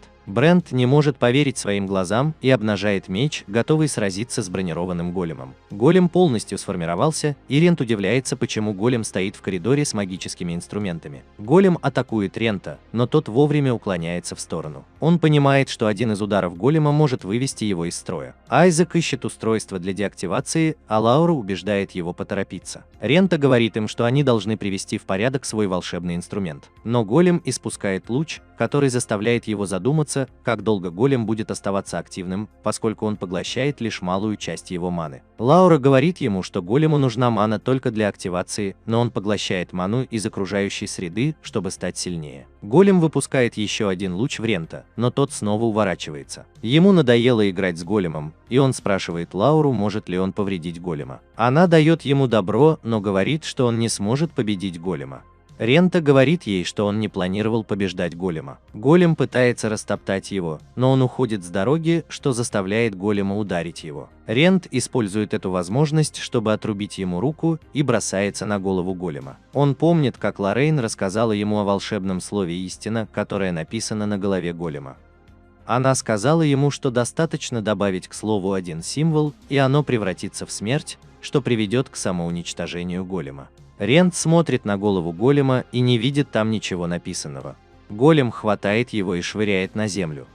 Лоррейн говорила только о примитивных големах, и она сказала ему, что у них должно быть внешнее устройство для деактивации. Ренту стало интересно, что делать, если устройство недоступно, и она посоветовала ему либо запустить его, либо уничтожить. Рента спрашивает Айзека, не нашел ли он до сих пор устройство для деактивации, но Айзекер не может найти его нигде на полке. Рента понимает, что у него нет другого выбора, кроме как победить голема. Он должен использовать свою магическую технику слияния духов, хотя он предпочел бы никому не показывать свою секретную технику. Монстр бросается на него, но Лаура останавливает голема одним словом, и Рент думает, что он был деактивирован как раз вовремя. Айзек извиняется за то, что подверг его опасности из-за их небрежности, но Рент говорит им, что это было вызвано его невнимательностью. Он надеется, что они не будут требовать с него возмещения ущерба, а Лора говорит ему, что их слуги все уберут. Лора интересуется, не хотел бы Рент и дальше смотреть на волшебный инструмент, и он говорит ей, что хотел бы это сделать. Они продолжают идти, и что-то привлекает внимание Рента. Он спрашивает Лауру о них, и она говорит ему, что это материалы, полученные от монстров, которые можно использовать для изготовления лекарств или оружия. Рент подходит поближе к материалам и замечает пузырек с человеческим соком, который вызывает у него жажду. Лора интересуется, интересно ли ему это, и она говорит ему, что это пузырек с соком тела вампира. Она говорит ему, что употребление контента превратит человека в вампира, и Рент задается вопросом, правда ли это, но она говорит ему, что это всего лишь слухи. Рент задается вопросом, не превратился ли кто-нибудь в вампира, выпив его, и Лора говорит ему, что никто не признается в том, что он вампир, если его выпьют. Повернулся. Она говорит ему, что, судя по слухам, люди захотят, чтобы это дало им шанс на бессмертие, и Рент делает свой выбор в пользу волшебного инструмента, который он хочет.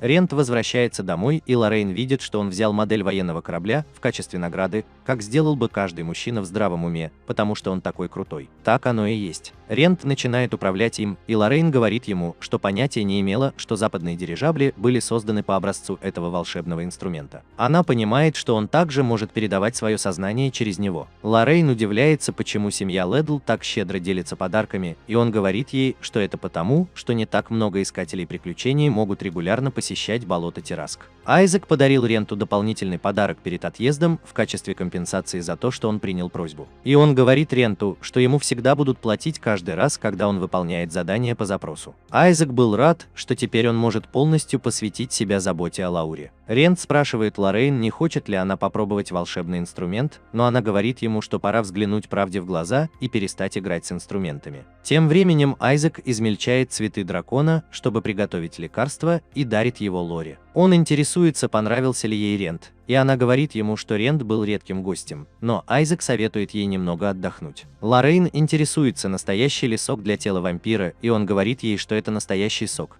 потому что он чувствовал, что что-то изменится внутри него, если он выпьет его.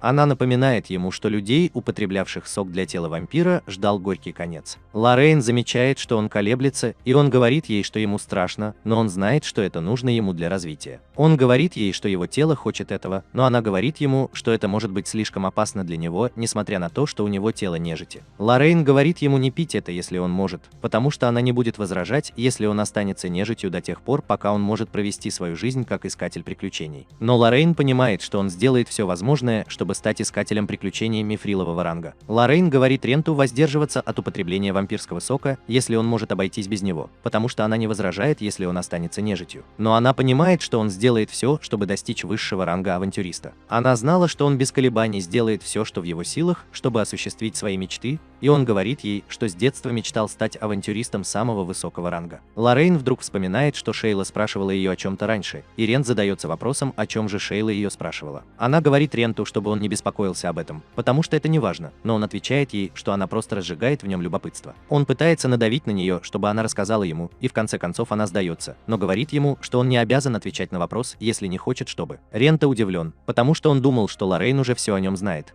Но Лоррейн говорит ему, что ей еще многое предстоит узнать о нем, столько тайн. Она поворачивается к нему и со всей серьезностью спрашивает, чего он хочет, чтобы стать авантюристом мифрилового ранга, что его удивляет. Рент задается вопросом, не говорил ли он ей об этом раньше, и она говорит ему, что отчасти знает ответ на этот вопрос, поскольку они уже долгое время вместе. Она решает забыть об этом вопросе и говорит ему уже выпить вампирский сок, чтобы он мог эволюционировать, потому что она мне уже все равно. Рент говорит ей, что она ведет себя подло, но она напоминает ему о том, как он сказал ей, что искатели приключений не спрашивают о прошлом других искателей приключений. Хотя Лоррейн убеждена, что у Рента нет темного прошлого, она решила немного сдержаться после того, как сказала ему об этом. Рент сказал ей, что в его амбициях нет ничего интересного, но у него никогда не было времени рассказать ей об этом. Он сидит на диване и торжественно заявляет ей, что его цель – отомстить. Он говорит ей, что дело не только в мести, потому что когда-то он хотел стать искателем приключений, который мог бы предотвращать трагедии. Он говорит ей, что родом из Хатары, деревни, расположенной глубоко в горах на границе. Его отцу было поручено заниматься торговлей и выполнять поручения жителей деревни. Когда ему было всего 5 лет, они впервые взяли на прокат повозку в деревне. Рент был заинтригован внешним миром, и ему нравилось смотреть на животных, которые передвигались по полям, когда они проезжали мимо в своей коляске. Цзиньлинь задавался вопросом, каким будет город, в который они направлялись, потому что им еще многое предстояло увидеть. Она выразила свой оптимизм по поводу того, что увидит деревню, но Рент сказал ей, что ему страшно,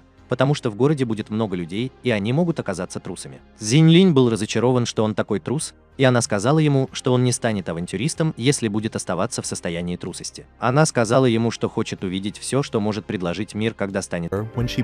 Хотелось увидеть водопад, город, окруженный водой, или замок, который может исчезнуть, как мираж. Она сказала ему, что на Земле есть много интересных мест, но Рент сказал ей, что места, которые она упомянула, кажутся опасными. Она пообещала стать сильной и защитить Рента. Он говорит Лоррейн, что был очень сдержанным, когда был моложе, и она удивлена, потому что думала, что он каждый день тренируется с деревянный меч, когда он был моложе. Он говорит ей, что это делал Цзиньлинь. Цзиньлинь водил его по всему городу, и их всегда ругали разные бабушки, которые жили в городе. Рент признается, что, оглядываясь назад, это были веселые времена, что удивляет Лоррейн. Пит рассказывает ей, что на них напало чудовище, когда они возвращались из своего путешествия за пределы деревни. Чудовище разрушило их карету, а их бабушка пострадала. Она сказала им бежать в безопасное место, чтобы они не пострадали, но Цзиньлинь просто продолжает выкрикивать ее имя. Рент посмотрел на своих неподвижных родителей, лежащих на земле, и это вызвало слезы на его глазах. Чудовище вышло из леса прямо перед Рентом, но он был слишком напуган, чтобы что-либо предпринять. Цзиньлинь быстро схватил его, и они убежали с места происшествия. Чудовище двинулось в другом направлении, и хотя Рент знал, что бросать всех остальных было бы слишком холодно, он был уверен, что в живых остались только они оба. Они продолжали бежать, пока не выбились из сил, и Цзиньлинь не убедился, что они в безопасности. Внезапно они услышали чьи-то шаги, и на выступе над ними появилось чудовище. Огромный волк-монстр спрыгнул с выступа, и Рент понял, что чудовище жестоко играло с ними. Волк повернулся к ним и бросился на Рента, но Цзиньлинь оттолкнул его как раз вовремя, чтобы спасти. Рент наблюдал, как волк расправился с Цзиньлинь, и удивился, почему она приняла удар на себя. Она напомнила ему, что всегда будет защищать его, и посоветовала стать сильнее. Монстр тоже собирался уничтожить Ренту, но из ниоткуда появился авантюрист, чтобы защитить его. Рента с благоговейным трепетом наблюдал, как авантюрист сказал ему оставаться на месте, пока он будет уничтожать монстра. Авантюрист бросился на монстра, и между ними завязалась жестокая битва. Авантюрист попытался сразить монстра одним точным ударом меча, но монстр уклонился от его удара. Он решил сменить тактику и нанести удар монстру, но монстр поймал его меч зубами и выбил его из равновесия. Затем авантюрист подпрыгивает в воздух и наносит мощный удар в землю, но монстр уклоняется от него. Авантюрист был удивлен, что монстр все еще рвался в бой, несмотря на то, что был ранен. Затем монстр внезапно развернулся и убежал. Авантюрист подошел к Ренту, интересуясь, все ли с ним в порядке, но Рент удивился, почему авантюрист не пришел раньше. Авантюрист признал свою вину и извинился перед Рентом, но Рент был слишком подавлен горем, чтобы принять его извинения. Рент сказал Лоррейн, что авантюрист помог ему вернуть тела его семьи в деревню. После этого инцидента Рент начал тренироваться под деревом, и однажды авантюрист нанес ему визит. Он воспользовался возможностью, чтобы спросить авантюриста, как он может стать тем, кто удивляет авантюриста. Авантюрист удивился, почему он хочет это знать, и сказал авантюристу, что хочет осуществить мечту своего друга. Авантюрист спросил его о возрасте, и Рента сказала авантюристу, что ему 5 лет.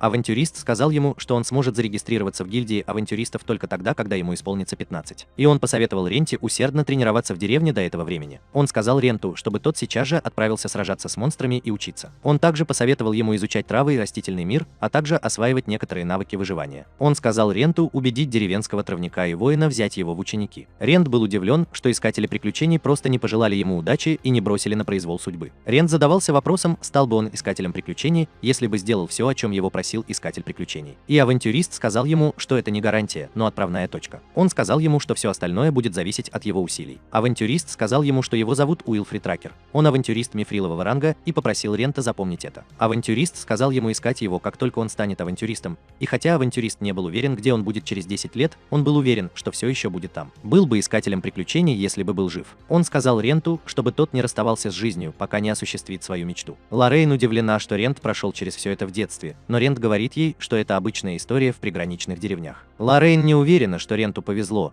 потому что быть спасенным авантюристом мифрилового ранга – большая редкость. Лоррейн понимает, что на его доброту повлиял авантюрист. Рент говорит Лоррейн, что авантюрист стал королем, потому что понял, что у Рента есть цель и желание достичь ее. Лоррейн теперь понимает, почему авантюрист рассказал ему о том, как стать авантюристом. Рент обещает победить монстра, который забрал жизни его семьи и друзей, и стать авантюристом мифрилового ранга, таким же, как Уилфрид. Лоррейн понимает, что прошло уже 20 лет с момента его встречи с авантюристом, и Рент разочарован тем, что он все еще застрял в бронзовом звании. Хотя Рент боялся потерять свою жизнь, еще больше он боялся сдаться. Лоррейн понимает, что его колебания были притворством, но она обещает устроить ему достойные похороны, если он потеряет свою жизнь. Он говорит ей сжечь его, если он начнет вести себя странно, но Лоррейн молится, чтобы ей не пришлось прибегать к этому. Рент откупоривает бутылку, и его маска автоматически меняется, открывая рот. Он выливает содержимое бутылки себе в рот, а Лоррейн стоит и с тревогой ждет. Он говорит ей, что пока с ним все в порядке, и она чувствует облегчение. Она думает, что вампирский сок может быть подделкой, но внезапно у Рента начинается серьезный психический припадок. Он кричит, хватаясь за голову, а затем извергает фиолетовую жидкость. Лоррейн умоляет его приземлиться, но он внезапно кричит от леденящей душу агонии. Мысленно Рент не мог понять, почему его тело ощущалось так, словно его воссоздавали с нуля, и он надеялся, что не превратится в монстра. Внезапно он слышит голос Лоррейн, зовущий его, и она напоминает ему о его цели. Она умоляет его вернуться живым, и Рент изо всех сил пытается освободиться от своего ментального рабства. Клоп кует меч на своей наковальне, но он понимает, что без орехалка он ничего не будет стоить. Его жена говорит ему, что ему не обязательно работать так рано, но она выясняет, что меч, над которым он работает, можно взять на прокат. Она в замешательстве, потому что Клоп недавно подарил Ренту новый меч, но она выясняет, что Рента стала намного сильнее. Она призывает своего мужа сделать подходящий меч для Ренты. Дети в приюте играют на улице, пока Элиза занимается уборкой. Она отрабатывает движение шваброй с мечом, а Лилиан дразнит ее, говоря, что она сильный рыцарь. Элиза говорит ей, что ей нужно отдохнуть в постели, но Лилиан говорит, что ей уже лучше. Она решает позавтракать с детьми, и Элиза уверена, что все будут очень рады видеть ее за столом. Лилиан благодарит Элизу за ее усилия, направленные на то, чтобы она была здорова, но Элиза говорит ей, что каждый внес свой вклад в ее выздоровление. «Вставай, Лора и Ирина, первые искатели приключений, которые вступили в гильдию ранним утром, и Шейла приветствует их. Вставай, просматривая открытые заявки на работу, он подумывает о том, чтобы устроиться на работу на втором этаже лабиринта. Но Рина говорит ему, что это было бы слишком сложно для них. Они решили обратиться с другой просьбой, но Шейла посоветовала им быть осторожными, пока они находятся в лабиринте. Она велела им повернуть назад, если они почувствуют, что что-то не так, и они пообещали прислушаться к ее предупреждениям. Рент приходит в сознание на ментальном плане, лежа в огромном море, а над ним голубое небо. Он чувствует себя таким сонным и понимает, что прошло так много времени с тех пор, как он испытывал потребность во сне. С тех пор, как он стал нежитью, его тело и сердце всегда ощущали пустоту, но он чувствовал себя более человечным с каждой эволюцией, которую он проходил. Он начал избавляться от страха и отчаяния, которые охватили его после того, как он стал нежитью. Он понял, что смог вынести это только потому, что был бессмертен. Он наконец-то обрел физическое сознание и, проснувшись, увидел, что Лоррейн читает рядом с ним. Ему интересно, что она читает, но она удивлена, что он проснулся. Она говорит ему, что читала о классификации вампиров.